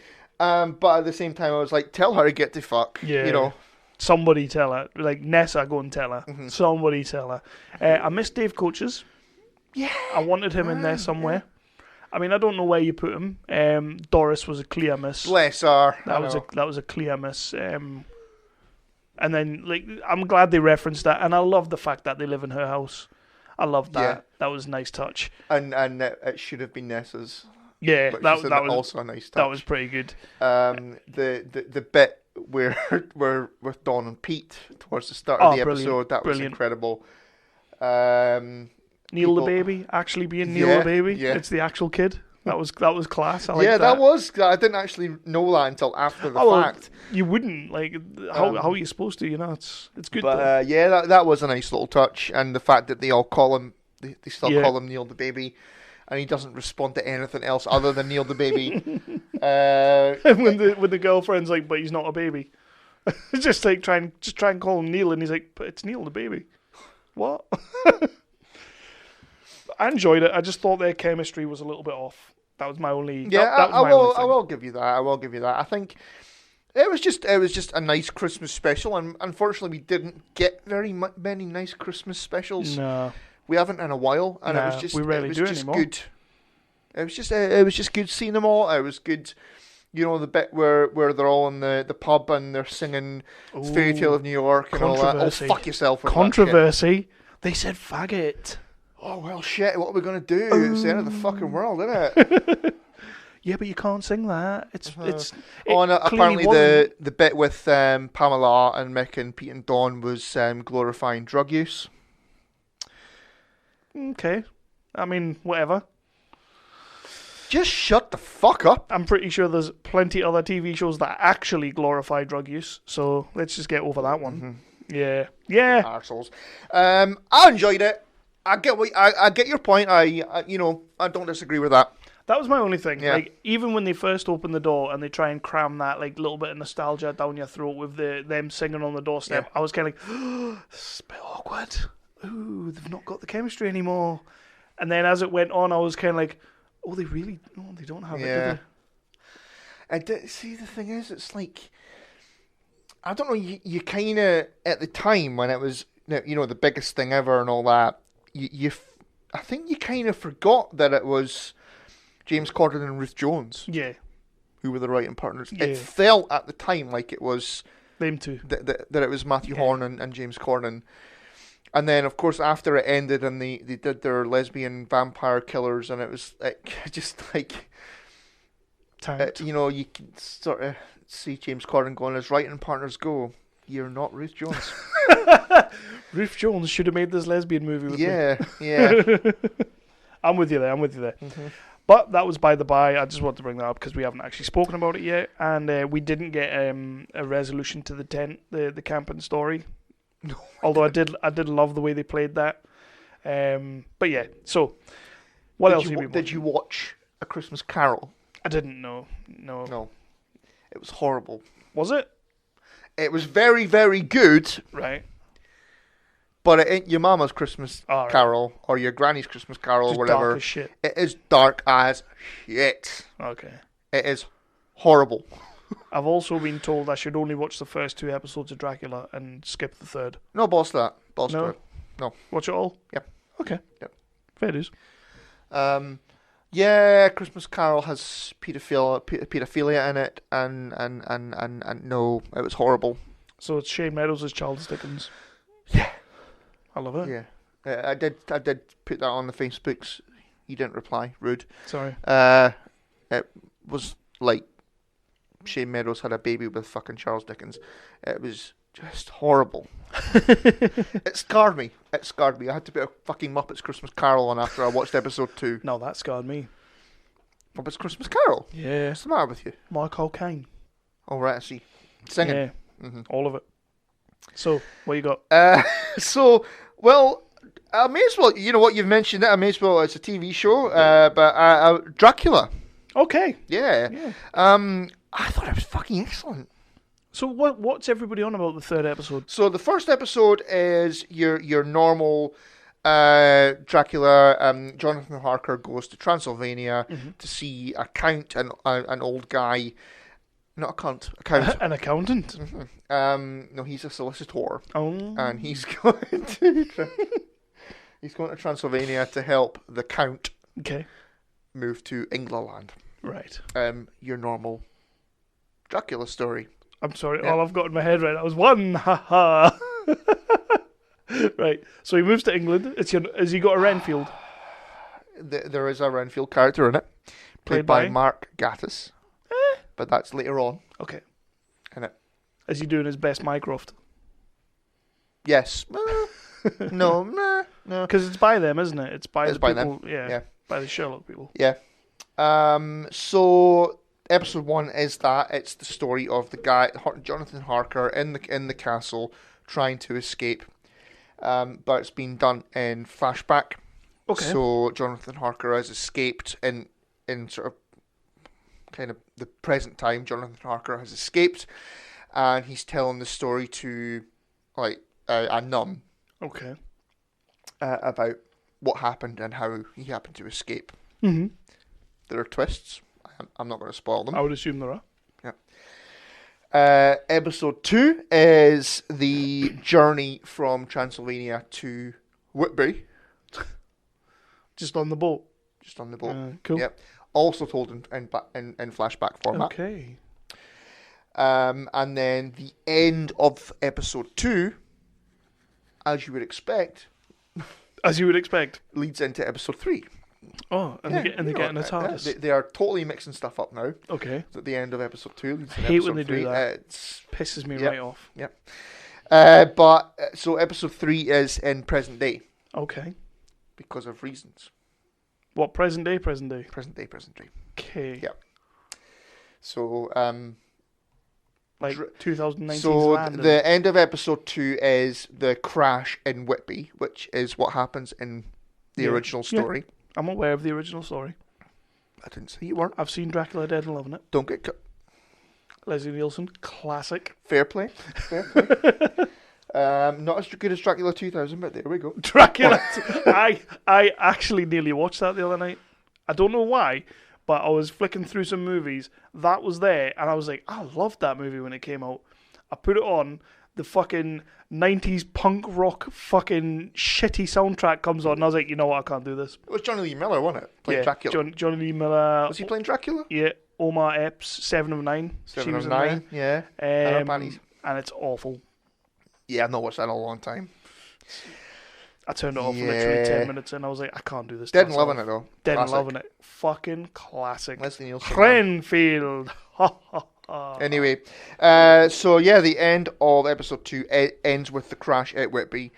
Dracula is actually in he goes into his coffin. The coffin crashes to the bottom of the ocean. You think that he's getting out of the coffin and getting out of the ocean in like the 1800s, but it turns out he's been in the coffin for like 100,000 years or whatever. Shit. Hey! Yeah, so he's in present day. What? Didn't see that coming. Well, now you do. No, I will. Yeah. And so it's Dracula in present day. And stuff and things. Is it Luke Evans? No. I don't really care then. No. Dracula Untold, best movie of that year. Best movie of that year. Charles Dance was good, isn't it? I don't listen to any of these fuckers who are saying don't watch episode 3. Balls to them. That's all I've heard negative. And I wouldn't say it's necessarily a negative thing. I think people just seem to have been sideswiped by it. Yeah, well, I did read a thing of, well, what do we do with our third episode? Yeah. Because they wanted to do something a little bit different with the story, but they also wanted to do justice to the story. So they did justice to the story in episode 1 and 2 very, very well. Yeah. But episode 3 is them kind of doing something a little bit different. It's Dracula in present day, and I thought it was fucking great. They do, they kind of give him a sort of a new power, or as far as I'm aware, it's a new power where he absorbs the knowledge of the person whose blood he's been drinking. Ah, that's interesting. So because of that, I thought you were going to say Force Lightning. Sorry. I would have preferred Force Lightning. But learning people's knowledge from sucking their blood is pretty cool. So because of that, he's able to kind of catch up with how the modern world works. See, now that's a good way of doing it. Like, because obviously fish out of water type thing. I do like that. There's a little bit of fish out of water, right, but not so much that it's like, oh well, oh that was funny, you know. He doesn't know how to use an iPhone. Yeah. But like there's a whole there's like the Jonathan Harker Institute. Yeah. That they capture him and they're keeping him, and Dracula gets access to email and stuff, Nice. and the main character, or the main sort of porn, the fucking porn. All right, I thought you were gonna say he got like spammed with porn. The main protagonist, who's she's fucking great actually, and she's been in stuff, and I'm buggered if I know what, but she's really good. And she kind of goes, how did she plays Van Helsing. Mm-hmm. So it's like a different take on Van Helsing. Very nice. And there are kind of moments in each episode where it's like her and Dracula face to face. There's episode 1 is they're face to face like through a gate. Ooh. Episode 2 is they're face to face. They create like a barrier, like a religious kind of like fucking pages of the Bible on the boat. Mm-hmm. And they're face to face through the sort of protective barrier of the fucking Bible. Pages of the book. And then the third one, they're face to face in the cage, not cage exactly, but like the prison. Mm-hmm. And they have sort of, they have moments in there where they're giving each other they're giving each other fuck eyes and dialoguing, doing some talky talk. And she's fucking good. She's really good, and so is he. So is the guy who played Dracula. It kind of feels a little bit like the old school Dracula. Yeah. But I enjoyed it. I thought it was really good. Cool. I think you should watch it. I might. I may do. I probably won't, but I may do. Well, do it. My first movie is a movie that sadly I was looking forward to seeing, and sadly was a letdown. I watched the Jay and Silent Bob reboot. No. This is a movie we've been talking about for a little. Well, I've been talking about for a little I've while. got no interest in seeing this. Big fan of Kevin Smith. Always have been. Always will be, to be honest. Yeah, he's gone off the boil as of late, and this movie 100% proves it. I mean, the premise of this film is that you've seen the first one, haven't you? Jane Silent Bob Strikes Back. The first one. It's So got Eliza Dushku in it. Yes, it has. So this one is like the Studio Saban that I think they own Power Rangers. They have bought the rights to Blunt Man and Chronic, which is the movie they were making in Jane Silent Bob Strikes Back. Right. They've bought the rights to that, so they are sort of remaking, sort of rebooting Blunt Man and Chronic. So they literally decide, we are going to stop this reboot of that original movie that we tried to stop being made. We're going to stop it from being made. That is the concept of the movie. It's AIDS. It's AIDS, damn. the movie's terrible. Shining Light, Kevin Smith's daughter. Harley Quinn Smith, very good. Not amazing. I've seen a lot of people saying that she's fantastic and she's amazing. She's very good, and let's leave it at that. She has a couple of good scenes. The stuff she does with Jason Mewes is brilliant, because obviously Jason Mewes has been part of our life growing up, because he's friends with Kevin Smith and he has been for years. The chemistry between Jason Mewes and Harley is excellent. You can tell that he basically is either an uncle or a second father to her. They are very close in real life, and it shines on screen. Even when they're battling with each other, it just shines. The chemistry's brilliant, so I'll give them that. Top marks for that. Jason Mewes is getting very old, and he just looks like shit, if I'm honest. He probably looked better with the crack addict. Oh dear. I just thought he didn't look great. I thought his line delivery was pretty piss poor, although they were really trying to make him the star of this movie. Cameos, as always with these movies with Kevin Smith now, cameos are where it's at. There's so many people in it. Not massive, great deal of amazingness.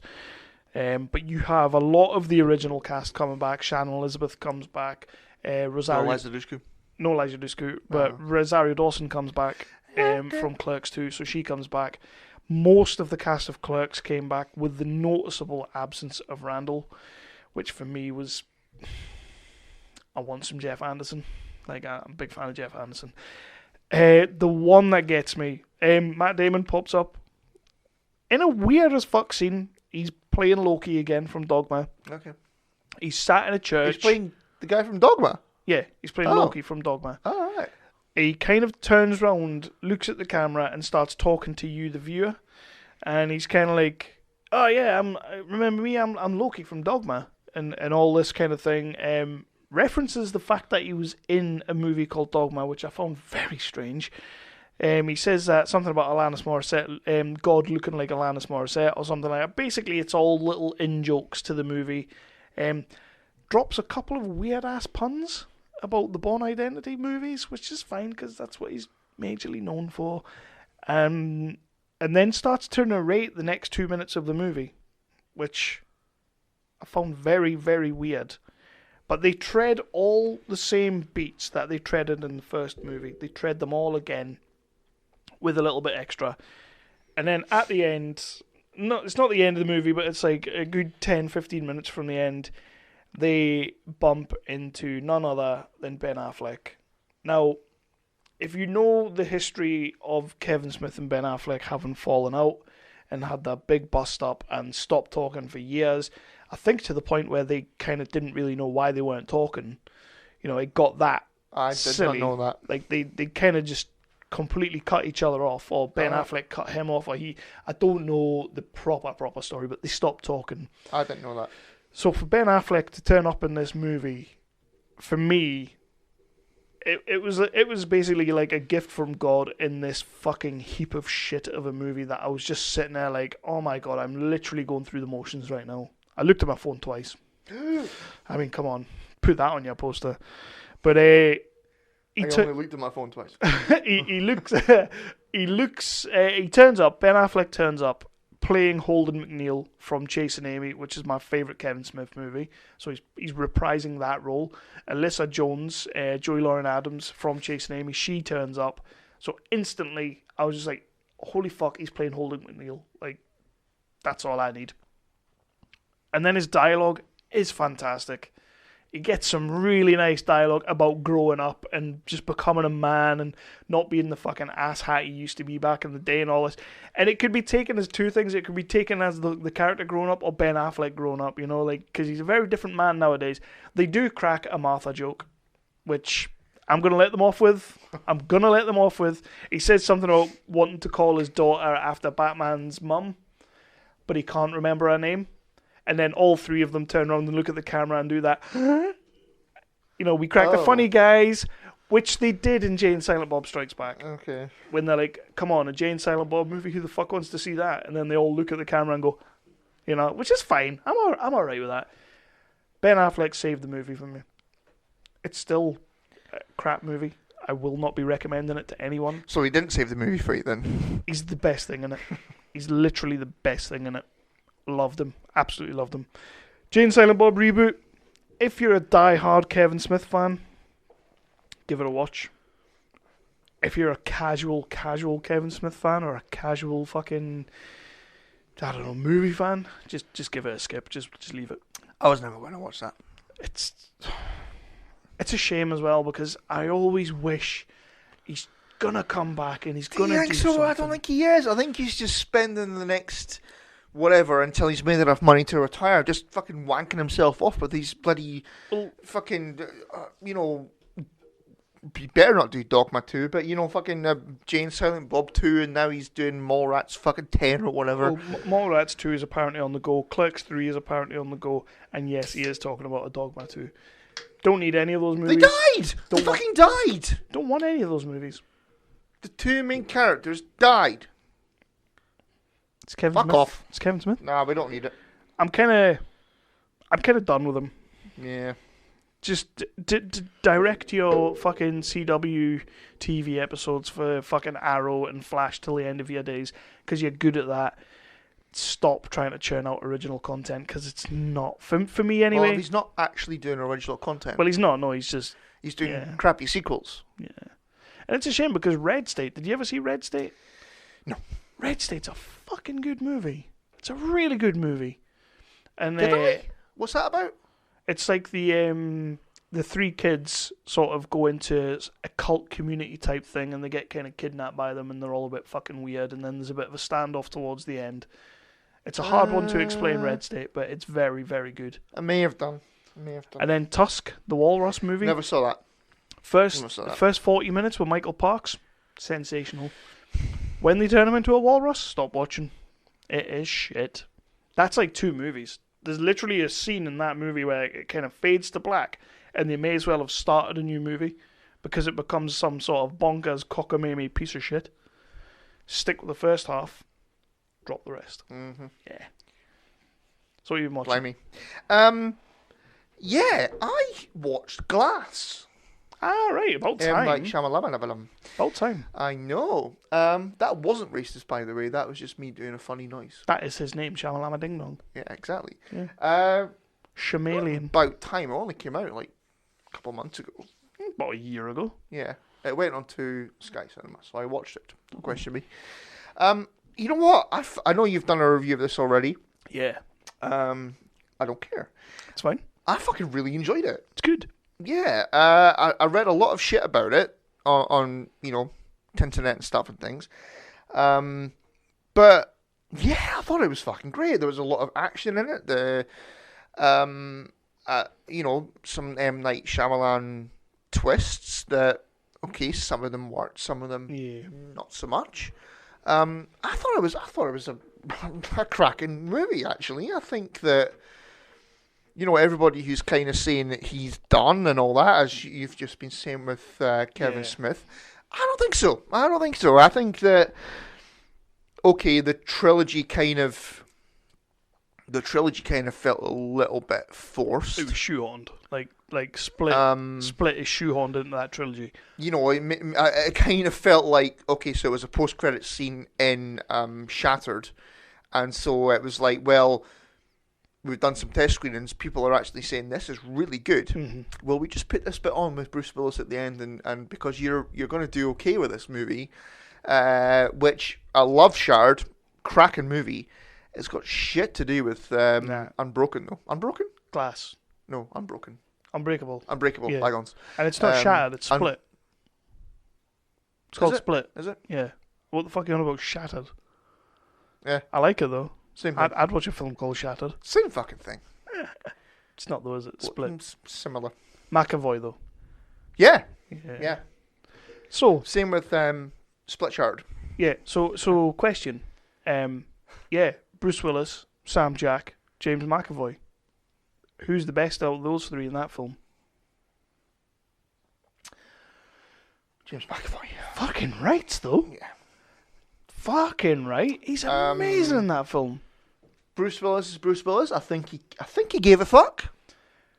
I think he did. I think he gave enough of a fuck.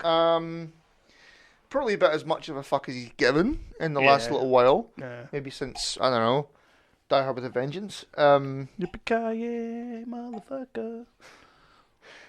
Sam Jack wasn't. I don't think he was given enough to do to be Sam Jack's normal Sam Jackness. Yeah. James McAvoy is fucking good. He is good, isn't it?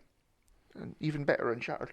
I think the main reason people give it grief is the triple threat at the end. People don't seem to get on with that. I didn't mind it. It's not a triple threat, is it? I didn't mind it at all. I was happy with it. Like it's Bruce Willis versus James McAvoy. It's not a triple threat. Just like the showdown, though. Like I had no problems with it whatsoever. I thought it was good. I thought it felt like they were both a threat to each other and they could keep up with each other. Mm-hmm. So I don't think there was anything wrong with it. Nah, there's not a problem with it. I just think that's the main problem people have. People are pricks. Considering the other one was like the middle movie was split, shoehorned into the trilogy, I thought they did a really good way of actually unshoehorning it with the twists and stuff. Like when they show you how it's actually part of the whole thing, they did a good job in Glass with that. Not so much in Split. Are you sure it's Split? I think it's Shattered. Yeah, it's definitely Split. I think it is actually Split. Shattered Glass. No, it's definitely Split. See, it's totally Split. Yeah. Fair dues. Fucking hell. Yeah, I enjoyed called it. The Shape of the Water. That's another M. Night Shyamalan film. I watched a movie called Black and Blue. Damn. Yeah, it's about spousal abuse. It's not. The movie's called Black and Blue. Me and Lindsay actually watched this one. It's actually a really, really fucking good film as well. Naomi Harris. We like a bit of Naomi Harris. She's a decent actress. It's all about she is a rookie cop, and you know how like cop cams, body cams are all the rage nowadays. Rightly so. She's a rookie cop. She sees something on this body cam, like records something. Sees a couple of dodgy coppers doing some dodgy cop things. Or does she forget what side she's on? She forgets what side she's on. And then the movie essentially turns into Training Day, which is fine because I like Training Day. She basically has to get from one side of town to another side of town and get the body cam back to the precinct. But, and this isn't a twist because it's pretty standard in these movies. Flying Eagles. Are there Flying Eagles? All the coppers that are on the dodgy side of things are going to try and kill her, obviously. But all the gangs think she killed their friend, so they're going to try and kill her too. And the only person that helps her is Tyrese Gibson. Who? Tyrese Gibson from Fast and the Furious. How the fuck am I going to know that? Who normally plays like a comedy role, but in this he actually plays a really straight-laced kind of guy, and I actually quite enjoyed him in this movie. He's great. Frank Grillo, amazing shitbag. Just a good shitbag. Naomi Harris is fan-fucking-tastic. I like Naomi Harris, I do. Yeah. I have not been a massive fan of her. I do like her. I've not been a massive fan, though, and this made me a fan. She more than carries this movie on her shoulders, her girly shoulders, but she carries it. She is wonderful in the film. The film's actually really well done. It's good to see, like, every now and then, I like to have a Training Day movie. I love Training Day. And every now and then, like End of Watch, remember that one? Where I do. Jake Gyllenhaal, Michael Good movie. Pena? Love that as well. So every now and then, I just like to have a good cop movie that is like dark as shit, gritty as shit, and we're just going to see what the cops really get up to. And this is that movie. Like, they chase her down and they dog her and they try and kill her to the point of, like, you kind of don't know what she's going to do towards the end of the movie. You're sort of like, shit. She's pretty fucked now. Thingy Bob from Power Man from the Marvel shows. Not Power Man. Was he called Power Man? Luke Cage. Oh. Luke Cage, he's in it. Fucking Power Man. Well, I suppose. He's in it and he's it wonderful. is that bland that he could have been called Power Man, so yeah. He's in it and he's wonderful in it. I quite like Mike Coulter. That's his name, Mike Coulter. Not Power Man. Power Man. Yeah, Luke Cage. Fucking Power Man. I really liked him in this. Black and Blue. I definitely recommend it. I would watch that. I would watch that. Again, if you like the End of Watch, if you like Training Day, it's one of those movies. You could put it in that sort of triple threat. So, Black and Blue. Yeah. Aye, I will watch that. I won't lie to you. Jojo Rabbit. What Excellent. happened? Nothing bad ever happened to me. He's fantastic. The kid. The kid's excellent. Is incredible. Yeah, I like his mate as well. Yeah. So if anybody doesn't know what it is set towards the end of this, or well, kind of during the Second World War. So the kid has been a part of Hitler Youth, and his imaginary friend is Adolf Hitler. So we are taken towards the end of the war. Germany is on its arse, and the Russians are coming, the Americans and the British are coming. That's our story. So the Nazis, fucking hell, Sam Rockwell. Sam Rockwell. He's incredible. Like, and I think who's the other guy? Who is kind of his gay partner, but not. Oh, fucking, it's Alfie Allen, isn't it? Yeah, that's Reek. it. Aye, that's it. He's wonderful as well. They're amazing. The bit where they're in the precinct, like they're not Gestapo, they're Nazis, but they're talking to each other, and then they just stop talking, and it looks like they're going to lean in for a fucking snog. And oh my god, I was pissing myself laughing at that. It's just so well written. It's incredible, man. It's funny. It's fucking tear-jerking. There are moments in it. There is one particular moment involving Scarlett Johansson's feet. Oh, right, yeah. Oh, man. That I am not ashamed to say I was fucking welling up like a little girl at that point. I was gutted. That shit normally gets me. I know, but it's just because it was Scarlett Johansson. I think it was because A, it was Scarlett Johansson, and B, the movie's so fucking funny. I didn't really have time to really kind of get into the feels of it all. And the kid is kind of, he's a Hitler Youth through and through. Oh yeah, and he discovers that his mother, played by Scarlett Johansson, is hiding a little Jewish girl.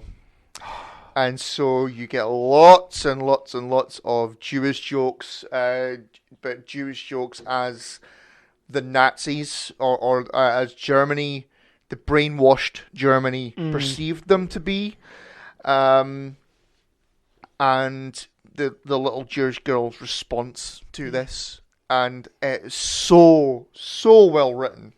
It's Taika, though. I was expecting the hilarity. I was expecting the funny.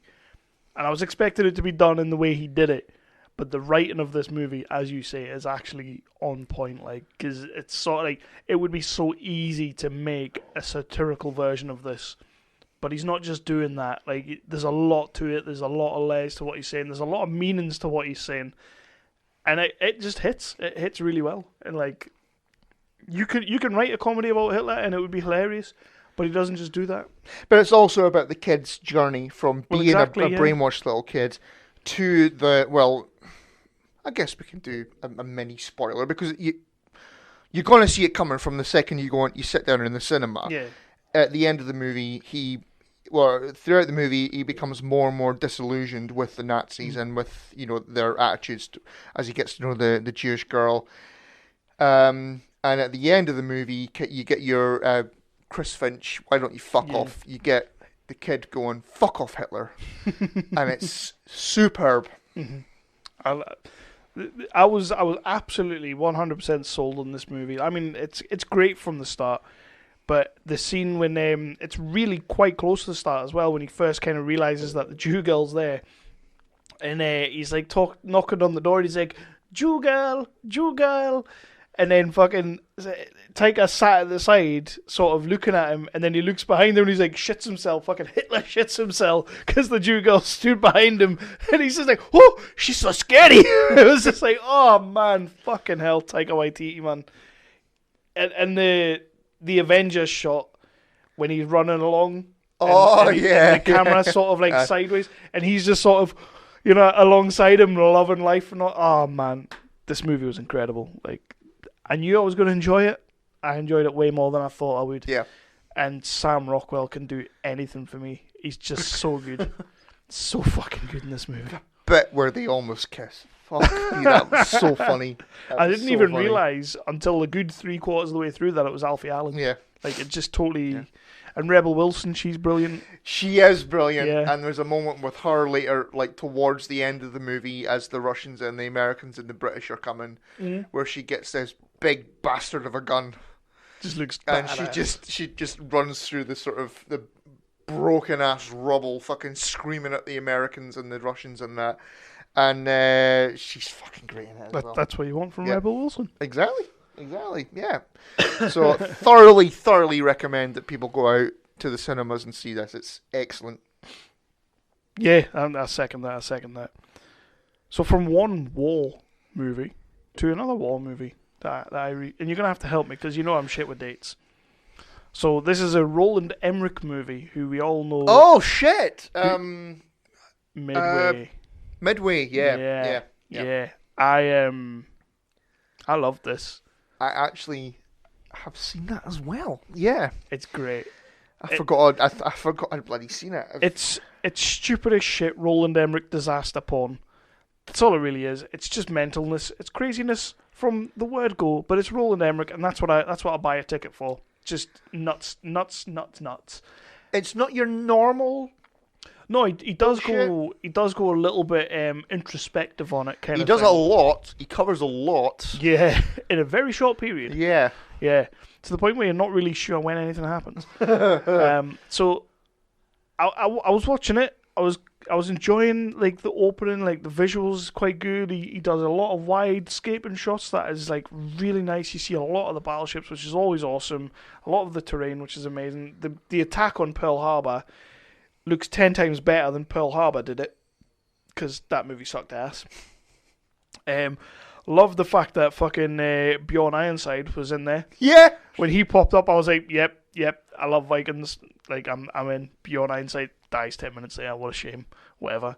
Ed Skrein though, Francis from Deadpool, he is incredible in it. Yep. But I always like him when he's not, like doing like the English thing. I know he is English. But he's really fucking good. Like when he actually gets to act, like Deadpool, he's okay, but he's not really acting in that. He's just trying to fucking be a dick. He's trying to outdo Ryan Reynolds, which it's Ryan Reynolds.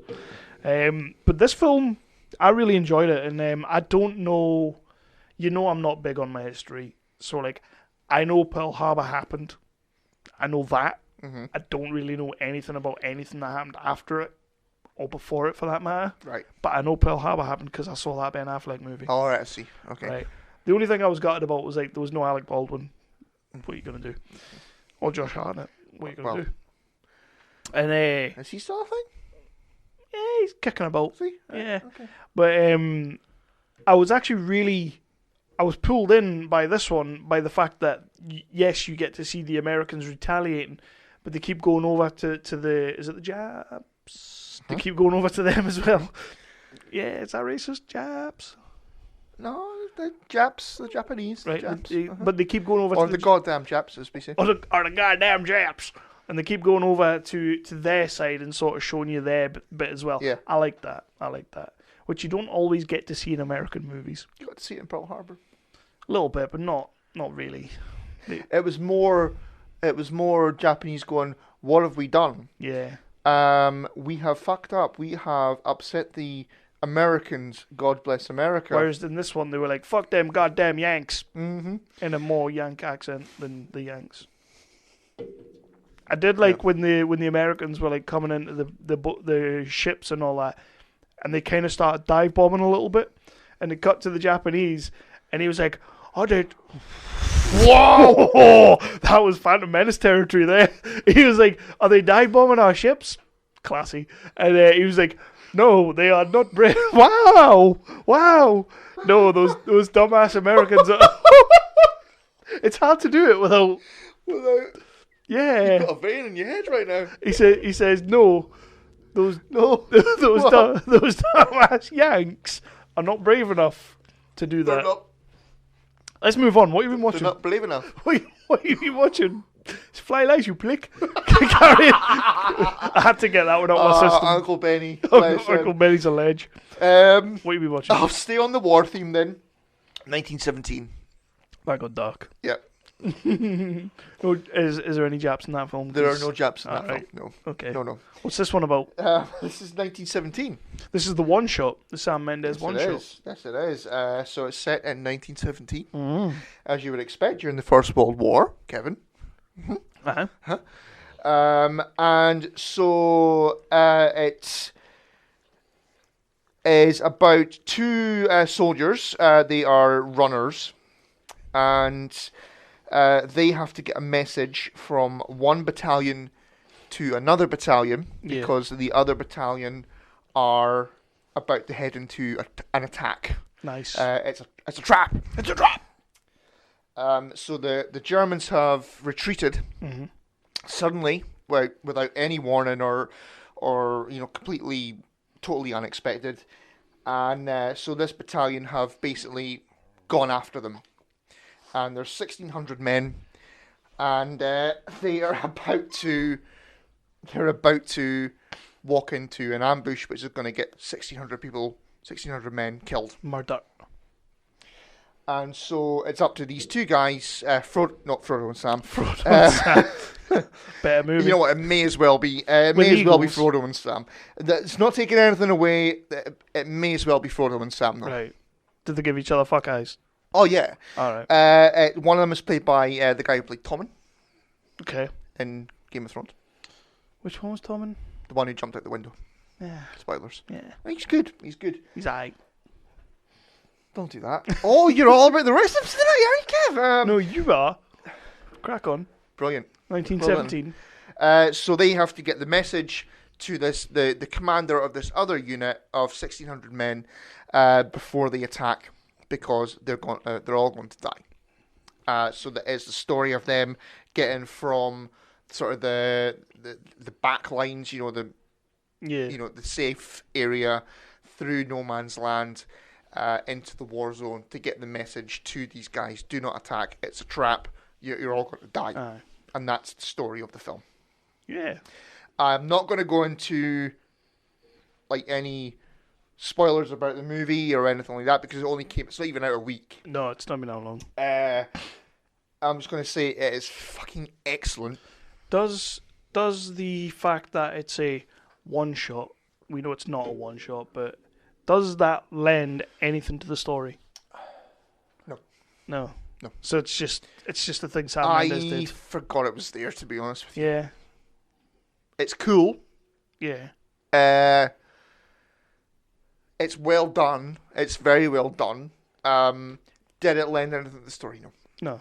Okay. No. I just kind of, I always find it interesting when people do this. It's like a couple of years back when they did that Birdman film with Michael Keaton, and it was all one shot apparently, and it wasn't, but they tried to play it off that way, and I'm just like, are you doing that to show you can do that, or are you doing that because it actually does something for the story? There were moments where it lent a fuckload of attention. Right. But it felt like you were there as a spectator to these two guys, to these two boys, as they were going through no man's land and all that. So at one point they go into the German trenches that have been abandoned, and there are booby traps and stuff like that there, and so. Sorry, you said boobies. Right, there's booby traps. I said booby trap. You fucking child. I've had a drink. Whoever told you could work with men? Oh, fuck you. That's my name. So in that scene, it's like the camera is following them, and it's like you are there with them. Is this the one when he runs alongside the trench, and then people are like running across him? No. Right. No. Because I watched a YouTube video on like a side-by-side, so it was like the shot of him running, and then the other one was like the shot of them filming it. So it's like sort of behind the scenes, but at the same time it's like the actual scene, and it looked fucking quite impressive, to be honest. I was like, the whole thing is impressive. Yeah. And the camera shots, the camera shots are incredible. The way it swings round, and it shows you no man's land, and it shows you the fucking devastation and all that. I mean, it's fucking stunning, and it's the movie, the way the movie looks is and the way the movie is shot is an absolute fucking triumph. Don't think I'm not saying that. Did 2 hours of one shot lend itself to the story? I don't think it did. No. You know who worked on it? No. Spencer Collins. I did know that. Friend of the show and bloody good rep. Yeah, bloody good rep. I don't personally think that the 2 hour one shot lent anything to the story. The story is already good. Yeah. And the movie already looks spectacular. I don't really think that the one shot did that. Yeah. It's just a question. Like I said, like after maybe sort of the first hour, I forgot it was doing it. Yeah. Instead, I was enjoying the movie, and I was in the story with these two guys, and I forgot it was happening. Maybe it's supposed to be like that, I don't know, but I forgot it was supposed to be a one shot. I was just enjoying the movie. Yeah. Nah, cool. As good as Dunkirk, because you like Dunkirk. I did like Dunkirk. Yes, absolutely. Yeah? As good as, not better, or better? Don't do that to me. I need to see it again. That's not fair. Not right now. Right. It was tense as balls. Yeah. I did say to Paul Trotter, friend of the show, I felt like I'd just seen Dunkirk. It was fucking tense. Yeah. Especially actually like towards the end, the scene that you mentioned as he's running along the side of the trenches as the soldiers are going over the top. This is him sort of at the end of the journey trying to get the message to the leader, who's played by Benedict Cumberbatch. With a nice scar. Yeah, right. Mm-hmm. Saw that in the pictures. That is so fucking tense. Yeah. Because the reason he goes over the top to run is the trenches are so narrow as he can't get past people. And he has to get the message to the guy, otherwise all of these guys are going to die. So that's why he does it. So in that scene, like I say, I watched the YouTube video of it. Do you think he was meant to run into those extras? Because there's a couple of guys that he hit and it looked like he got fucking wiped out. I would like to say yes. I don't know. Because Jesus, I don't know. I hope it's like a sort of Leo thing with the he just went for the glass in Django, that he just fucking keep on shooting. Do you think they're that good actors? They're not Leo standards. You know what? The guy whose name I'm going to look at right now, that kid can fucking act. Yeah. I know he's been in a few things. George McKay. That name rings a bell. Yeah. Who has been in Marrowbone, which I've spoken about on this show before. Peter Pan. Private Peaceful with... Is he the main kid from Peter Pan? For the Jason Isaacs one? Yes. Oh my god. I think so. Cool. Sunshine on Leaf. Defiance. Yeah. TV show Defiance? No. With Daniel Craig. Right, yeah. Oh, that was alright. That was alright with Jamie Bell as well. It was Marrowbone that I'd seen him in, mainly. And Marrowbone is a fucking good movie. But he could fucking act. He is so bloody good in this. The movie's incredible. Thoroughly enjoyed it. And I'm not entirely sure if it's your cup of tea or not, being all worry and stuff, but...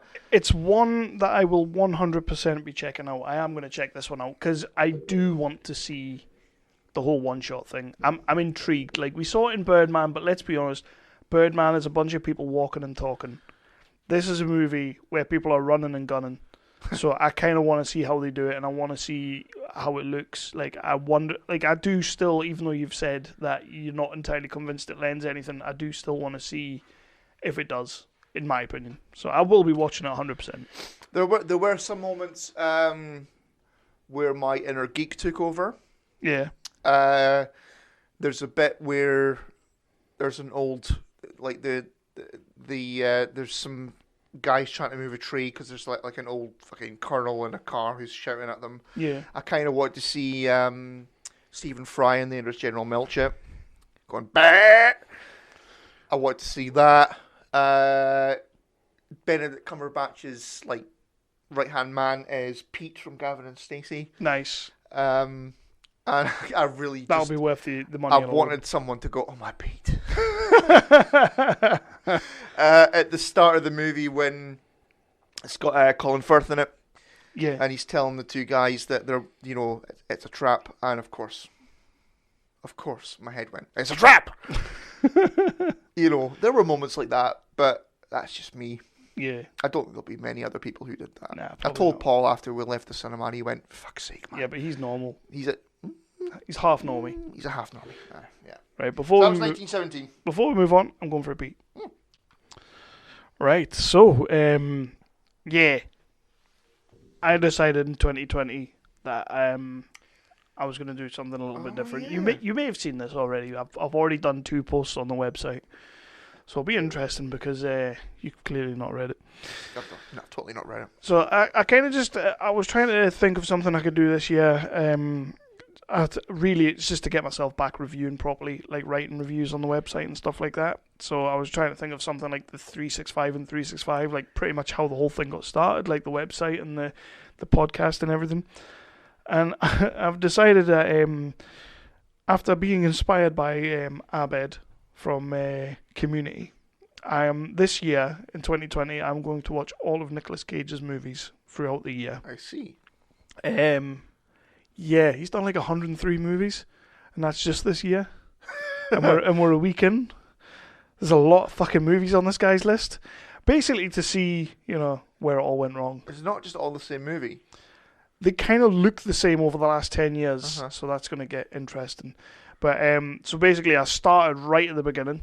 The first one, it wasn't a movie, it was a TV movie. It was a pilot for a TV show that ABC were running with George McFly.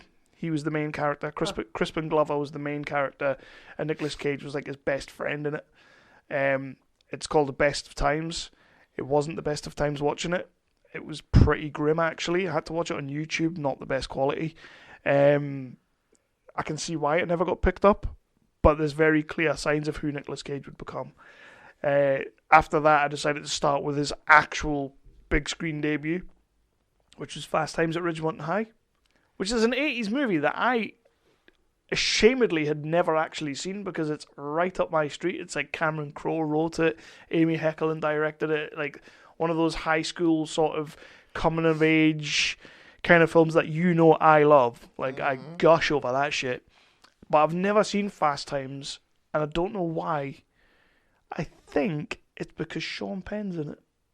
I'm not a massive fan of Sean Penn, and everybody goes on about how he's the best thing in it. He really isn't, by the way.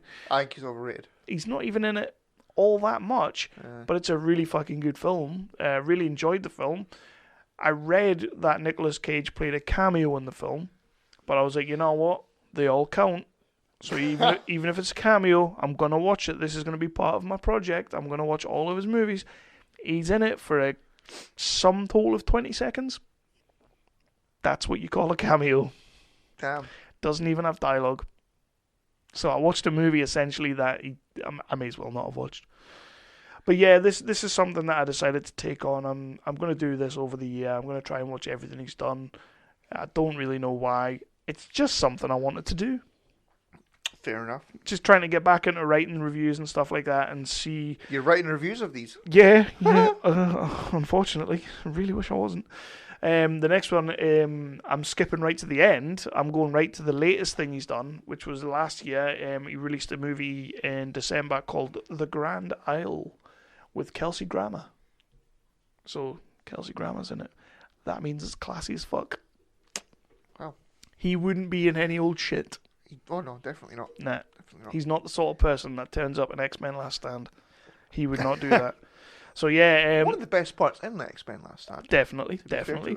This is a little project that I'm taking on. I'm going to try and keep it going. Probably only do it for like a month. I'm going to try and watch all of Nicolas Cage's movies this year in 2020. I'm going to try and watch all of them, the good, the bad, mostly the bad, and let's just see how I get on. But yeah, that's just like the first 2 that I've done so far. I've got one more coming soon, and I'm going to keep it going. See what happens.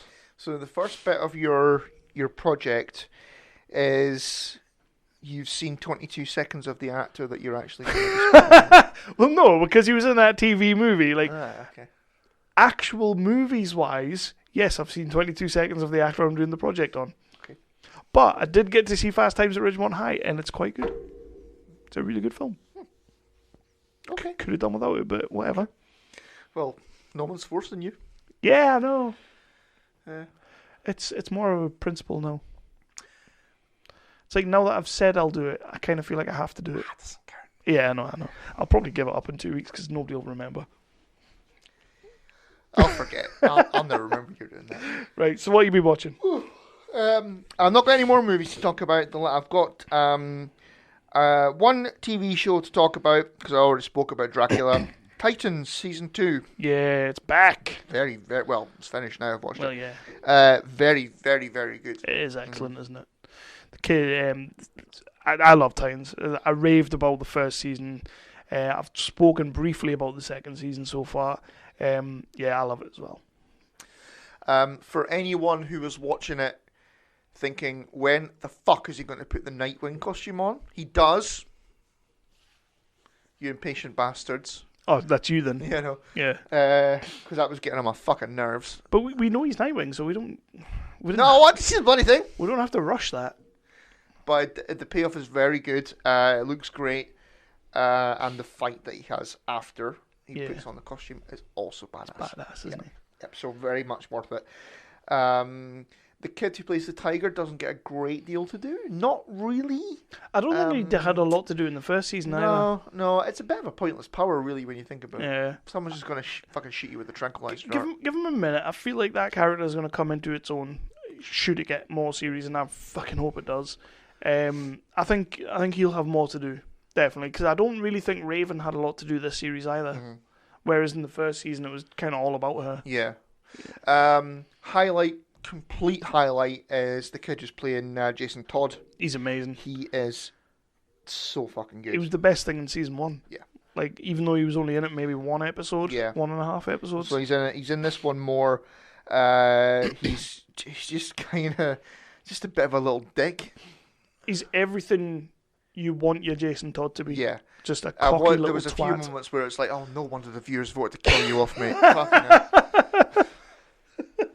Class. But, or the readers, I guess. But, yeah, very fucking good. Addictive as balls. What do you think of Batman? Interesting. Or Bruce Wayne? Bruce Wayne, not Batman. Yeah, we can't call him that, God forbid. Very interesting casting. The American accent is a little bit, Yeah, tiny little not the bit best. ropey. Yeah, I remember reading about it when they cast him and thinking, that's either going to be really good or awful. It's not really good, but it's not awful. It's not awful. No. It's kind of. I liked the bits where he was in Dick Grayson's head. Yeah, being an asshole, more than actually seeing him. I liked that. When he turned up, did you think for a second he was going to be Alfred? Yes. Yes. Because when I first watched it, I was like, "Oh, how original! A British guy playing Alfred." Well, I kind of thought that's actually quite good casting for Alfred. Oh fuck! It's Bruce Wayne. Oh no! Class. Do you think it'll? I don't know if it's been confirmed for another series, but it should. Oh, yeah. They got to keep it going. Like they seem to be putting effort in because Doom Patrol's taken off. People seem to be liking it. I started watching that. I did say it gets fucking bonkers, but I enjoyed it. I didn't hate it. I've completely stolen that. I'm not getting away with it. Have you watched any of Swamp Thing yet? No. No? Give it a chance. Just. I'm going to watch. I've just seen that Treadstone has come on. Yeah, the Bond thing. So I'm going to watch that because it's an actor who I have bloody well seen in something, and I also can't remember who the fuck it is. But I remember him being quite a good actor. I'm going to give that a go. I'm going to watch that, yeah. But I also just realised that they've got 15 seasons of Hell's Kitchen on there, so I'm going to have to watch that now as well. Priorities. Yeah. What are you going to do? But Titans, very good. Yeah, I second that. I love Titans. Hopefully it gets another 10 series. Just keep it going. Well, let's not go nuts. Fucking what's bloody series? Oh, Witcher. the fucking guy went, oh, we can run for 10 series of Witcher. It's like, do 4. Do 4 series. See, I remember back in the day, right? 2 TV shows came out roughly around about the same time. And one of them was Prison Break. And the producer came out and says, I have enough material for 7 seasons. And then we got to the 3rd season, it was like, you know what, fucking wrap this up now, because it's getting... After the 3rd series started, it was like, leave it at 2. Yeah. Leave it at 2. And around about the same time, another TV show, Heroes, in which the producer said, we have enough material for about 15 seasons. You know what? 2 is about as far as you got. And Walking Dead. Yeah, Walking Dead. We've got 24 series in a 12 series. 12 series. We're going to do 12 series. Do 5. Where's that gone? Like, that is awful, that show. Has that been axed yet? No, it's still going. Still going. It's got another spin-off series coming as well. Right. Yeah, awful. My mum and dad have even stopped watching it. And they were big fans. Big fans. Damn. I know. If you lose your mum and dad as fans, exactly, you've lost your show. They are the fucking epicenter of fandom. They are. They are Walking Deadites. They love that show. There you go. Yeah, made that up. But like to something you just mentioned a minute ago, The Witcher. Gave up on that. Really? Can't do it. Yeah. I don't know what on earth is going on with me with that show, because I couldn't wait to see it. Henry Cavill playing a role that it looks and feels like he's born to play, and I'm just not feeling it. I'm not feeling it. All right. How far in are you? 2 episodes. I did 2 episodes. I have been told by a number of people episode 3 is when it really starts. But the amount of people who have told me that a show really starts when I stopped watching it, well... Yeah. I don't know. To me, I know we always do the 3 episode rule in here. Yeah. But with that, okay, fine. But if a show can't even remotely get me on episode 1, then fuck yourself. Like, I know you love it. I know a lot of people love it. But Sons of Anarchy. Yeah. Episode 1, I was like, I hate all of you. I hate you all. This show is doing nothing for me. Yeah. I don't want to watch this show. That's fine. I know a lot of people that say that. I know a lot of people that feel that way with Sons. And if I'm completely honest, when it comes to Sons of Anarchy, you kind of have to give it 2 seasons. I'm not doing that. Like, no chance. I like season 1, and I was able to bear with it, and I was able to stick with it. Season 2 is a trek. Mm-hmm. Season 2 is a trek. Season 3 onwards, just great. It's all gravy. It's just great stuff. Meh. But yeah, that's a shame about Witcher. Aye.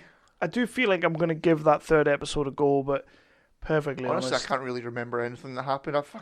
I'm sick of doing that. I'm sick of doing that. Just binging it. Like you've been watching Vikings. I fucking love that show.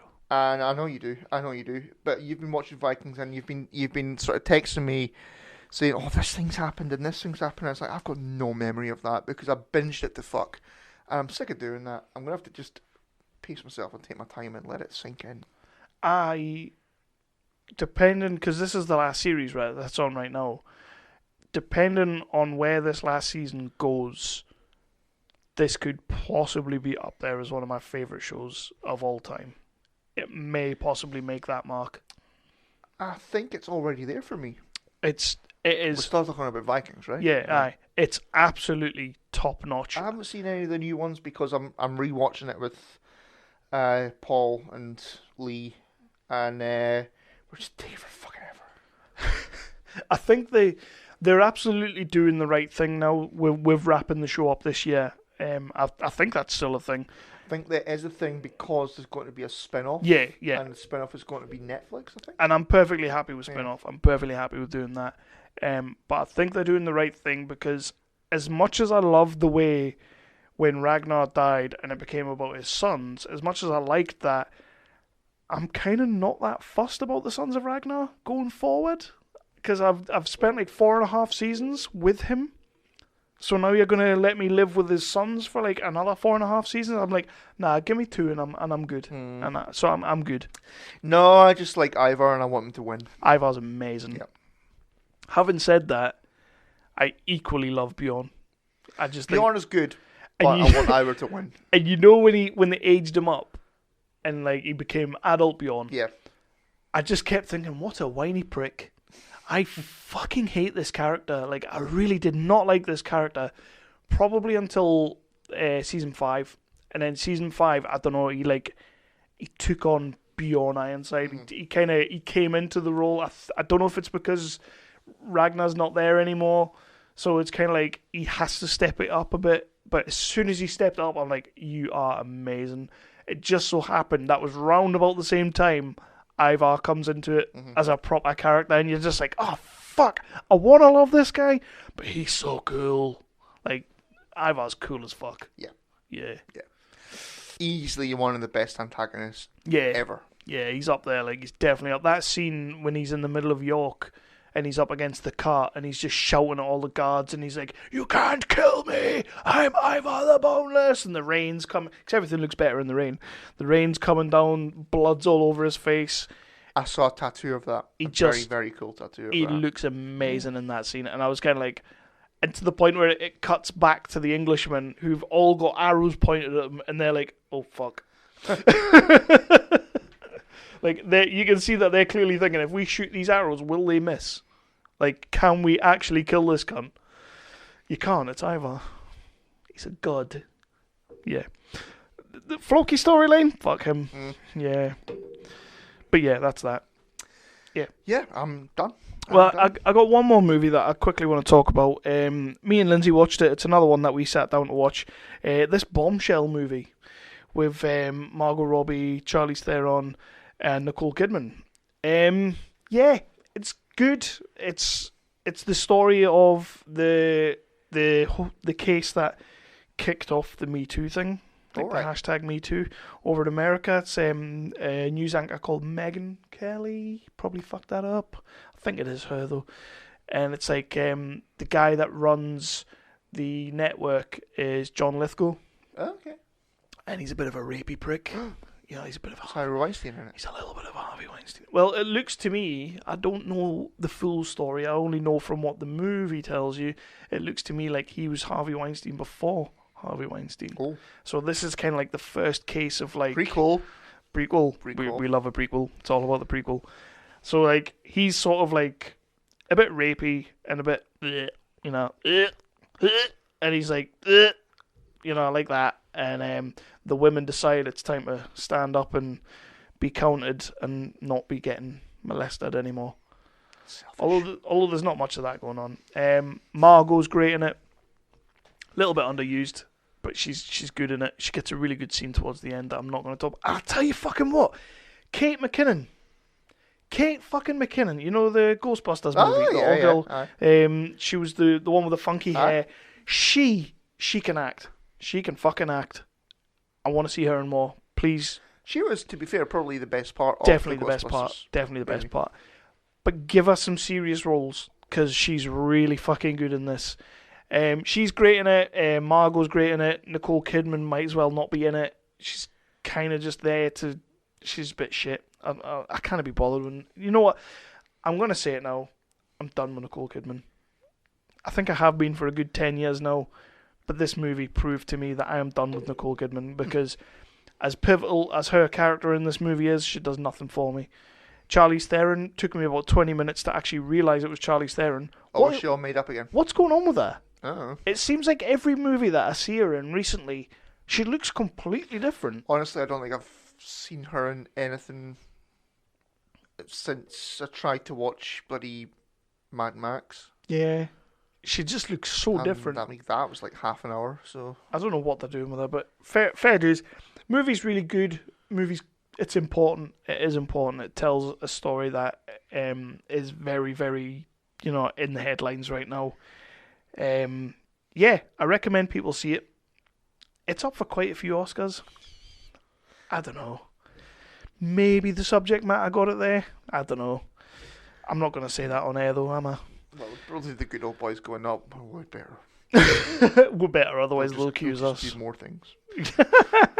But yeah, Bombshell, it is a cracking little movie. Just maybe not as great as everybody says it is. But definitely see it. Like 12 Years a Slave. Probably better. Yeah. 12 Years a Slave was nowhere near as fucking good as people were saying it, was it? It was fucking dull as fucking dishwater. It was a poor man's Django Unchained. Exactly. Bullshit. Fucking bullshit. But you've got to give it all the Oscars. I do have one more TV series that I would like to quickly talk about. By the way, Power's back. Power's shit. Spoilers. Right. I'm not going to spoil it for you, right? It's not a spoiler, right? But what they're doing is exactly what I said when it finished. Was that last episode was told completely from Ghost's kind of point of view. Mm-hmm. I'm Ghost. I can't do no wrong. Ain't nobody going to get me. And then at the end, we had like 12 suspects as to who could have killed him. Yeah. What they are doing with these 6 episodes is picking a character and showing that day from their perspective. So, okay. Yeah. Oh. So the first episode was Bitch Ass Dre. You know, Dre, that's like his story. Right, okay. And it's not good. Simpsons did it. Yeah, they even... And this is what really fucking knocked me. We've spent, Power's like, this is the 6th season. So we've spent all this time with these characters. We've spent the last few seasons with Dre, who's got a daughter. And we've known about his daughter. And that's been a big part of his storyline and a big part of like his arc or whatever. So in this episode, in the first episode of the last 6 episodes, they introduce us to his English girlfriend, who we've never ever heard of, we've never met. Dre was a bit of a player, to be fair. We don't know anything about this girlfriend, and I couldn't make out if it was the mother to his child or just some random Yeah, it's a bit skank. late in the game to be introducing a brand new character. They did it in the second episode as well. They introduced new characters because I don't know. I don't know what they're doing. I don't like it. The first episode wasn't terrible. The second episode was. Right. Yeah. To be honest, I'm probably, if there's only 6 left, I'm probably going to wait until they're all done, and then I'll watch it all in one go. I would definitely... I'll do it on a bloody shitey Sunday. We get plenty of them. I'm 100% going to stick with it because it's Power, and I want to see how it ends. For the sake of 6 episodes, you may as well see... It was Maggie. It was totally Maggie. At this point, I'm kind of just like, you know what? Just make it fitty. Make it that 50 Cent came back and killed him. Kanan comes back and kills him. I'd be alright with that. Kanan gets out of the shower or something like that. Yeah, genuinely could not. I don't really care. But yeah, TV show that I do want to talk about on Netflix. It's only 3 episodes. I believe you watched it as well. Don't Fuck with Cats. Oh, yeah. That was something. Yeah. I ain't going to go into it because I think anybody and everybody should watch it. It is some fucking dark shit. Yeah. Don't Fuck with Cats, Netflix. 3 episodes. Very, very, very quick 3 hours. Very intriguing 3 hours. Get it watched. It's horrible. Most people who do really like cats, I've just been saying skip the first episode. I don't like... No, skip more than the first episode. I'm not a big fan of cats. I prefer dogs, as you know. Yeah. But the guy fucking feeds a kitten to a python, and no one told me about this. Yeah, but dude, how fucking impressed were you with this guy? Like, apart from the cat killing and the human killing, how impressed with this guy were you? You cannot deny at some point you were sitting there thinking, yeah, this guy's a genius. And he looked like he looked like a total fucking retard, to be honest. Yeah. When you saw the pictures of him, I'm sitting there thinking, he didn't do this. He did not do this. And then as it went on, I'm like, this guy's incredible. I did like in the spoilers.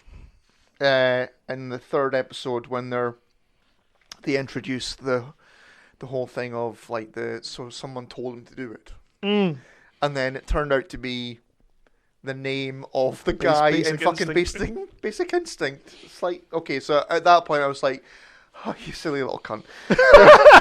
And he was planning that 5 years ahead of time, like years before he did anything. He was planting that seed in his mum's head, in that lawyer's head, and I'm sitting there thinking, this guy is a fucking genius. bit mental, but what a genius! I think it was more that than genius, to be fair. But at least, I would probably go, oh, okay, Fox Mulder made me do it. Yeah.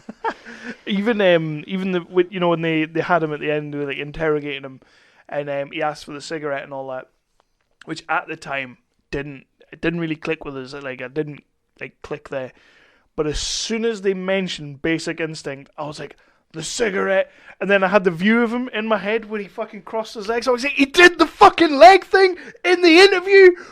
What he do the leg thing in the interview? He did in the interview. He sits there and I was just like, this guy's a fucking genius. I didn't notice that, to be honest. And then they showed it. They showed it straight after. Right. They showed it, and I was just sitting there going, I cannot believe this guy. I think he's awesome. Honestly, I think the Python got me. I don't like snakes. I didn't like the Python. And I don't like kittens being fed the snakes. So and it was blurred out. Yeah. But you saw the python striking the kitten, Yeah. and it was like, I don't like that. I don't like that. I don't like that. I don't like that. I That was don't like that. I grim. don't like that. I don't like Super grim. Yeah. But yeah, don't fuck with cats. If you're into your Making of a Murderer, your The Staircase, all those Netflix documentaries, true crime. There's another one coming soon, which apparently is going to be really good. About some American football player. Yeah, I've started watching that. Is it on now? Yeah, it's on now. It went up like 2 days ago or something like that. I'm not even through the first episode yet. But, Apparently that's dark as shit as yeah, well. Yeah. So I'm looking forward to watching that. Okay. But yeah, don't fuck with cats. Give it a watch. It is compelling to say the least. I would say don't give it a watch. No? Because it's horrible. Yeah, but you have to admit, he's a genius. He's not a genius. He's a genius. He's not a genius. I was sitting there like, I hate you, but I can't help but respect you. And that's a sign of a true psychopath. Mm-hmm. Like What, you or him? on my part, yeah. On you. So is that everything you got? That's it. Yeah, awesome. We are going to move on to our cheeky little 0%er, and then it's Oscar time. Oh shit, Yeah. Oscars as well. Fucking hell. Aye, that is the top 5 Oscars. Oh, we did that already, didn't we? That was like 3 hours ago. You little silly Billy. Hey, Right, it's Brian. And it's Tony. From the Salty Language Podcast. We're a podcast with two friends that have, been around each other for like 70 years or something. And, we talk about kind of everything. We're like a married couple that you hate. Yeah, basically something like that. No, we talk about, just weird news, stuff that happens in our life, pop culture, really anything. It's, we just have a nice conversation and make up stuff along the way. So, yeah. And I guess, you can find us at saltylanguage.com. For sure. And I'm sure you'll be fine. Well, also, you can find us on dangerentertainment.net. Danger! Watch your back! Danger! Entertainment.net, in case you missed it the first time. Stratton, yeah. So I did want you to watch Max Steel. I couldn't find it. Which apparently is like 10 million shades of shit. So I was quite looking forward to it. Shades of shit? 10 million shades of shit. So I was quite looking forward to watching that. Couldn't find it anywhere on the interwebs. Yeah. Like, even on the black market, I could not find that film. Black market. So apparently it's terrible. So instead we watched Stratton. Yeah, the link to Amazon you sent me was for Amazon America, not Amazon UK. Wankers. Dum dum. Oh, well. So Stratton is a movie starring Dominic Cooper and a whole host of nobodies. Draco Malfoy's in there. Tyler Mish. Fake Superman. Who annoys me? He annoys me. Derek Jacobi. His beard goes way too far up his face. Yeah. It annoys me. And it's perfectly straight. Derek Jacobi's in there, British legend. Yes. Anybody else worth mentioning? Tom Felton. Tom Felton's in there. The woman who was like this sort of their tech person, I guess. Yeah. She was in Strike Back. Ooh, which you said this movie should just be Strike Back. Well, although I was already there, but in the opening scene where it's Dominic Cooper and coming out of the water and all that, not Sullivan Stapleton. Yeah. I did kind of just go, I wish I was watching Strike Back the movie right now. And then they do the line where the place is deserted and not Superman goes, or maybe they're just really, really small. It's like, oh, fuck you, you're not funny, cunt. He's not funny, is he? No, it was not funny. Nah. It's not funny. It's like, are you joking now? Are you joking now?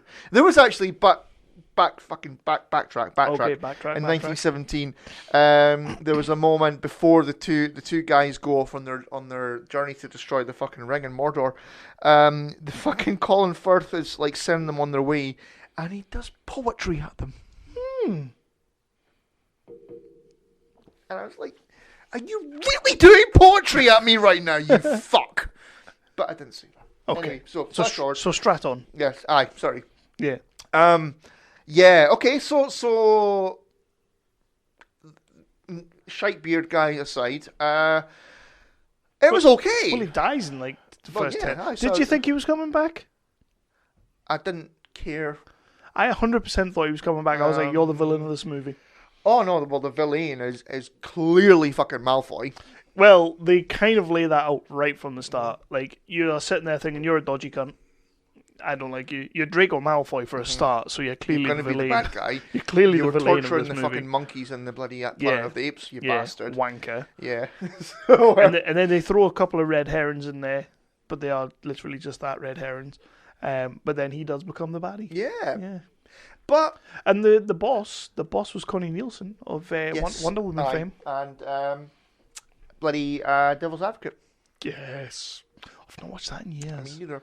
I could do watching that The again. big bad, the boss, like the sort of, well, not Tom Felton. He's not the big bad. The big bad of the terrorists. The creepy German Russian He's guy. been stuff for things. Loads of things. Aye. I recognise him straight away, but he was decent. He was all right. It wasn't a 0%er. Let's just fucking get that out of the way.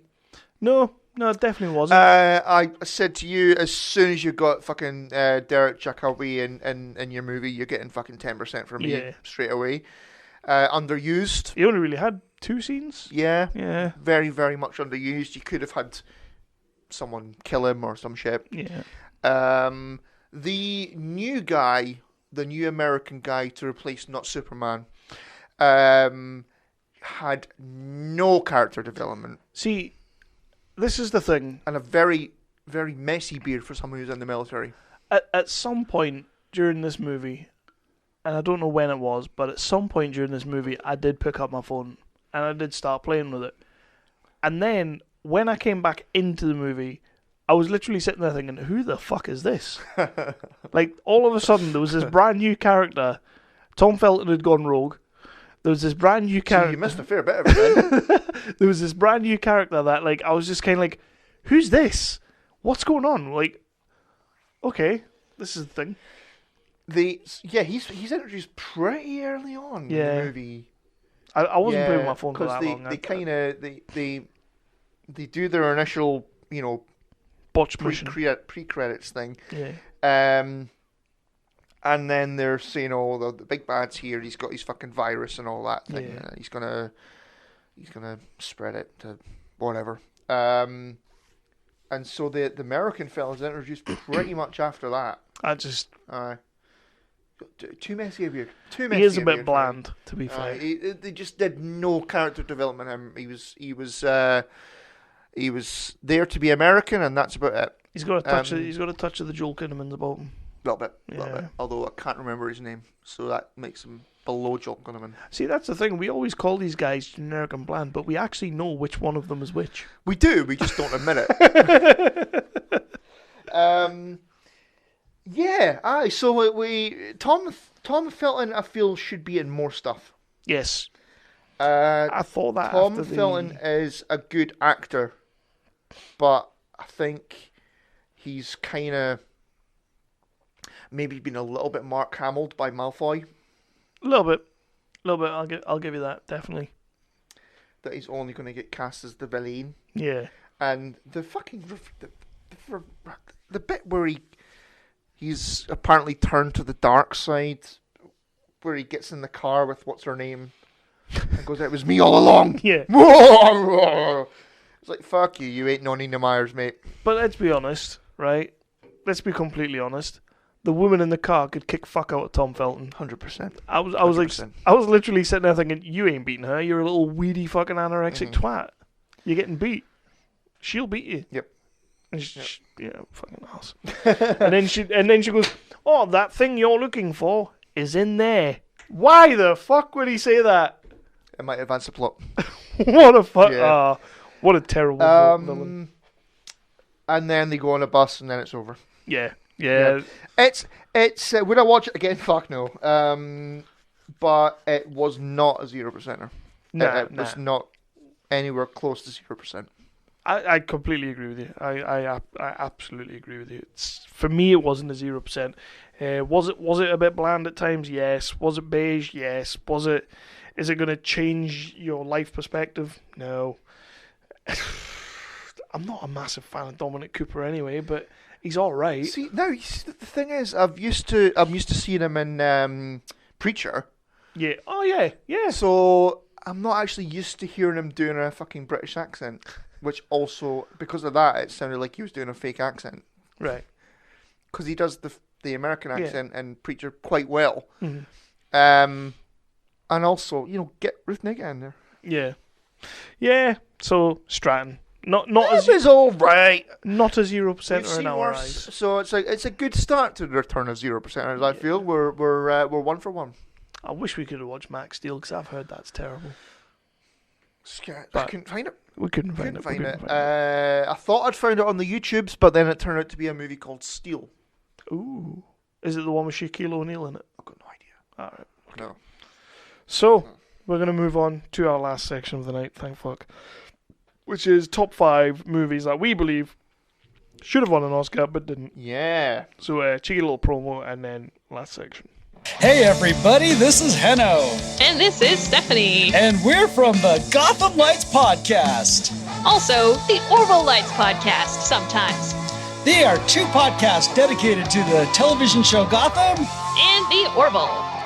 Now, where can they reach us, Steph? I'm so glad you asked, Heno. You can find us on Twitter at Gotham Lights. You can also find us on Facebook, don't you know? Don't you know? Just by searching Gotham Lights. Gotham Lights Podcast at gmail.com. So yeah, we got the Oscar nominations. So we talked about them earlier. We gave a little bit of predictions. So we decided that this episode's top 5 will be Oscar related. And we would do movies that we believe should have won an Oscar, but never. Or, as you say, should have been nominated. So I think we've both taken a little bit of a different approach to this. Yeah. Which is fine. I like it when that happens. I think I'm okay with my list. I think I'm quite happy with my list. I've got 6, and I don't know which one I want to. I've got a fair few, to be perfectly honest. I had more, I'll just delete some of them. Right, okay. So how did you approach it first? So I went with Best Picture. Mm-hmm. Standard. And so I was looking, originally I had movies that, say your Hacksaw Ridge, that probably should have won it, but didn't. But then I changed the rule to nods, and that was in. That did get a nod. It got a nomination. So I removed that shit. So it was movies that probably should have had an Oscar nod for Best Picture, but didn't. That's what I've done. I pretty much did what your first thing was, where basically if it was nominated that year, but I think it was better than the winner, that's what I did. Right, that's fair enough then. So it's just. I mean, I may well be completely fucking wrong, and these did get Oscar nominations. I don't know. I didn't actually look that far into it because I only had 40 minutes to fucking put my list together. That's a good point. It's a good point. So would you like to start? Yeah, right, okay. Right, so, my number 5 is The Dark Knight. Ooh. Was that not nominated? No, Heath won it. Heath got a posthumous Best Supporting Actor for it. But it was not in the conversation for Best Picture, as far as I am aware. Which is mental. It is mental. There is no reason why that movie, other than snobbery, should not have been in the best. It's a comic book movie. Exactly. The movie is fucking excellent. To this, I mean, it stands up completely as a movie in its own right. Yeah. Even if it had nothing to do with superheroes and all that kind of thing. The movie, the structure of the movie, the acting in the movie, the look of the movie, the directing of the movie, the writing of the movie is excellent. It's fucking 10 out of 10. And there is no reason why The Dark Knight shouldn't have been at least nominated for Best Picture. I'm with you there. You go. So, my number 5. This isn't necessarily done in order of favourites or anything like that. It's done as in chronological. So I'm trying to fix the Oscars as they went on. Shit. Which is why I have a list of like 13. But my number 5 is 1994. When I didn't actually write down what won that year. Shit. Right. So I can't remember what won in 1994.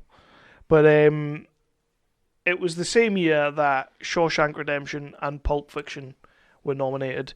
And personally, I believe that Shawshank Redemption should have won an Oscar.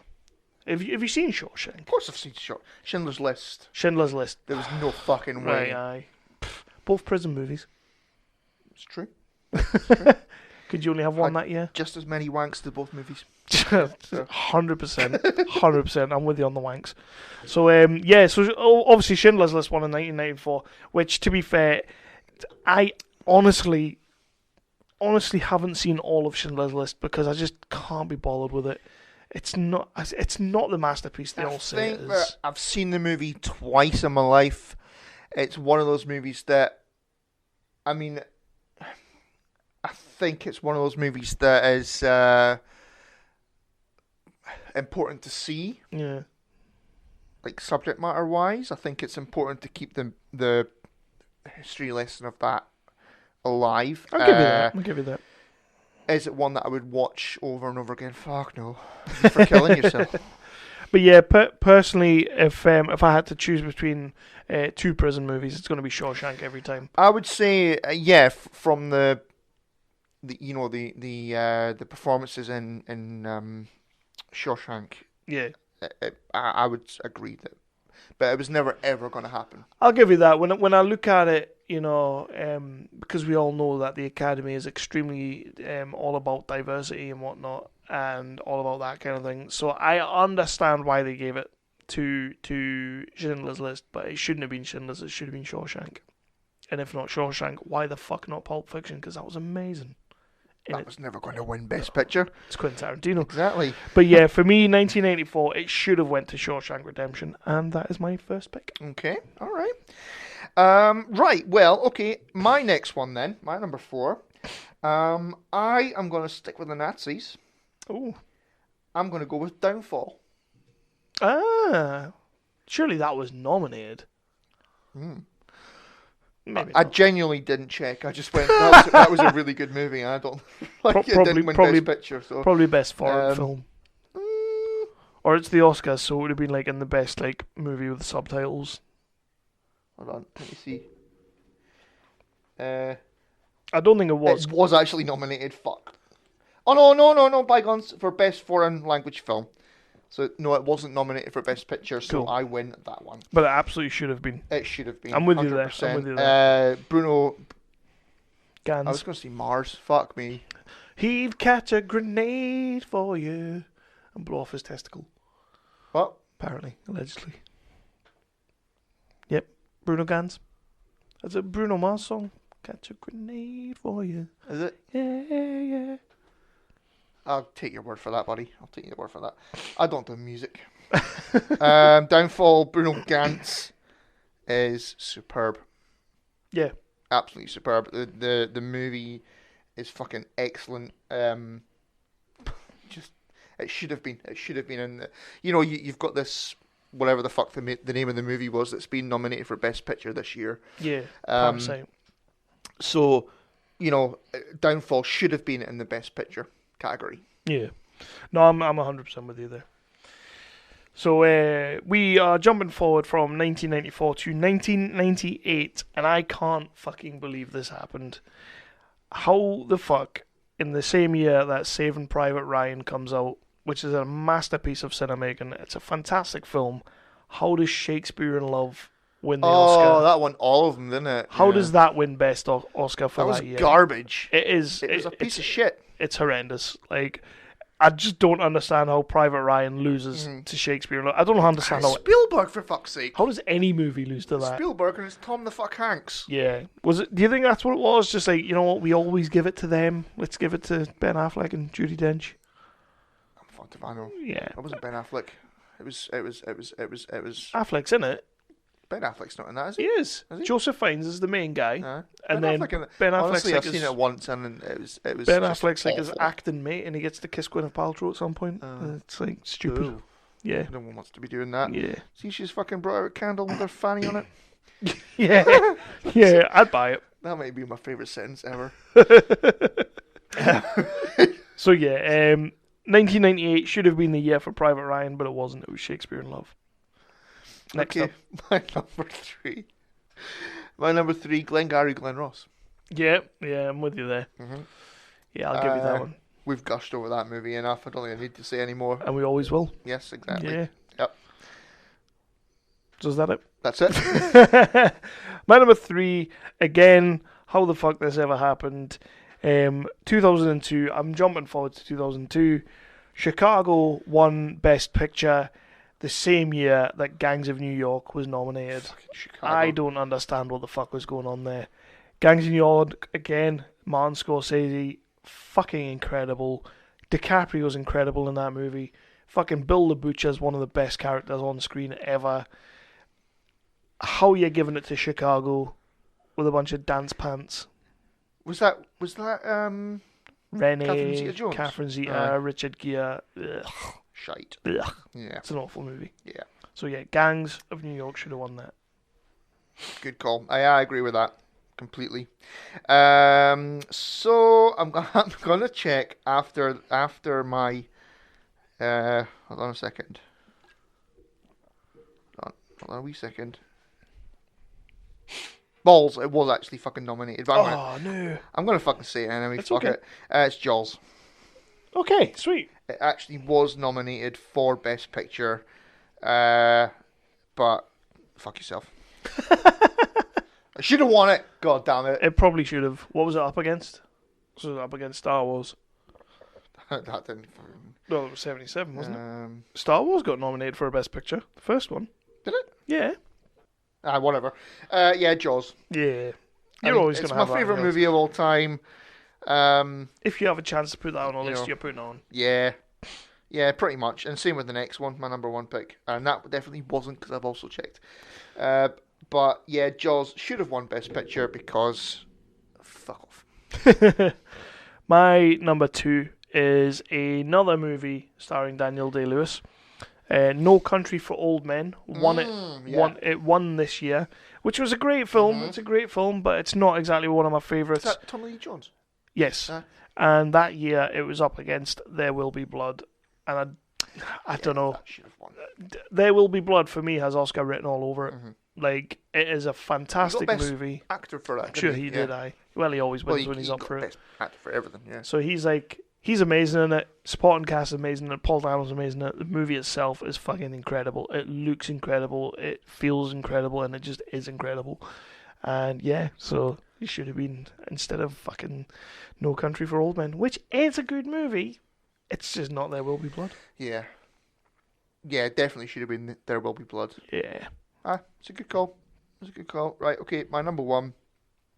I've mentioned this movie a lot. It's a British movie. Olivia Colman, Tyrannosaur. Nice. That was never going to be up for an Oscar. No, but it should have been. It's far too real for the Oscars. But it's an excellent movie. Yeah. It's bleak as fuck. Yeah. But yeah. No, I'm with you there. So I've still not seen it, to be completely honest. I need to watch that. I think you do, but just be careful. Just not on a Monday. Not on a Monday, and not on a day where you might be feeling a bit down, because it is not a pleasant movie to watch. Well, that's just the day ending of life I for know, me. I know. So just maybe give it a minute, just or just take a bunch of cocaine or something. And Should I watch it in like a double bill alongside Joker? Like watch them together? Oh yeah, definitely. Yeah, definitely. What could possibly go wrong? Yeah. A light-hearted comedy, Tyrannosaur. But yeah, I mean, just it's so fucking good. I mean, Eddie Marsden. Yeah, Eddie Marsden. Marzan. Marsden. Is he in that? I thought Paddy was in that. No, Paddy Constantine. No, he directed it. No.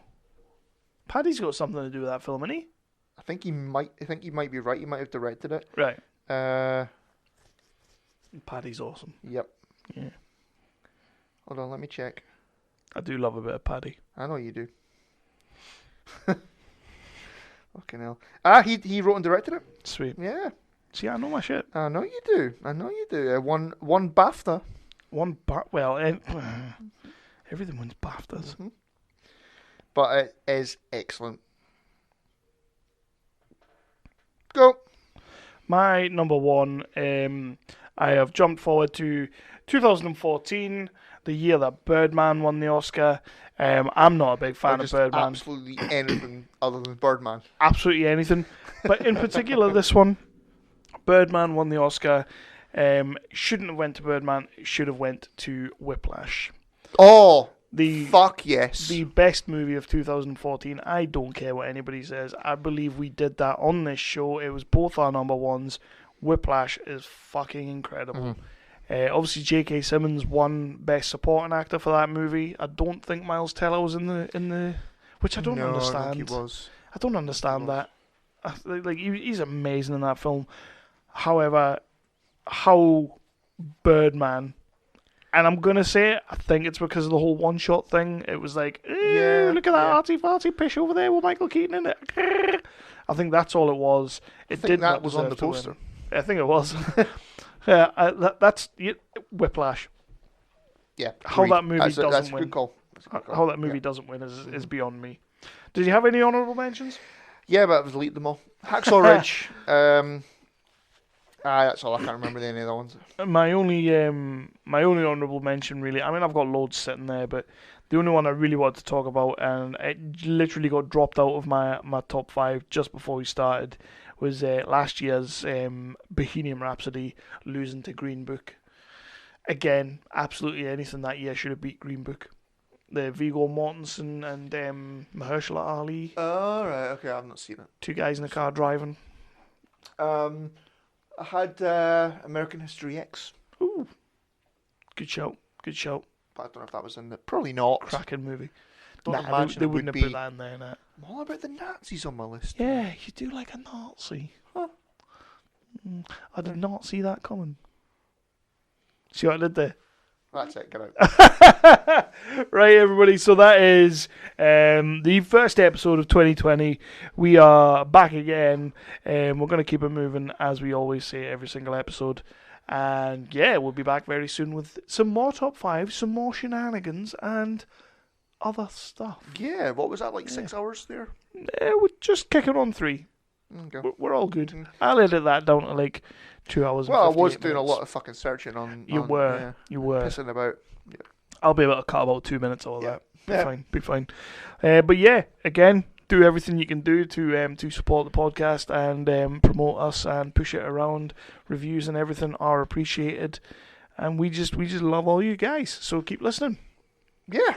Do you want to answer Brigger's question about Meghan Markle? No. It's because she's a twat. You a big Harry fan? I quite like Harry. He's one of the better royals. Let's be honest, the royals are shit. Like, they are freeloaders. They're sponging freeloaders. They're not having the best of times at the minute, are they? They're not having the best times. Don't go to Pizza Express with your friend Jeffrey Epstein. Aye. Yeah. Blimey. He's fucked, isn't he? I would hope so. He's pretty fucked. I would hope so. Yeah. Have you seen any of the clips from the interview? I've seen a couple of them when he's like, when he says something about he went over to tell him that he couldn't be friends with him anymore, and she was kind of like, yeah, but you were there for 2 weeks. I've not seen all of it. Like, did you watch the Jonathan Pye piss take of it? Oh, nah. Oh, it's excellent. Is it bad? Yep. Oh shit. I'll tell you what, I'll hide it on afterwards. He's screwed. But so's Harry. Well, you know, I would choose Meghan Markle. What, over Harry? No. Over the royals. Oh, if I was Harry, I would choose Meghan Markle. Well, to be fair, he's not even like 50th in line. He's not going to be king. Never. So I'd be surprised if Will's ever king. To be fair, like, go to Canada and just. Why Canada though? I don't get it. Because the Queen is still head of state over there. So they can still be royals. Yeah, fuck them. I'll be honest with you, if you don't want to be part of it, fuck off, but I ain't paying for you. I'm not paying for them, freeloading bastards. But yeah. So that's 365, over and out. We will be back soon. Bye.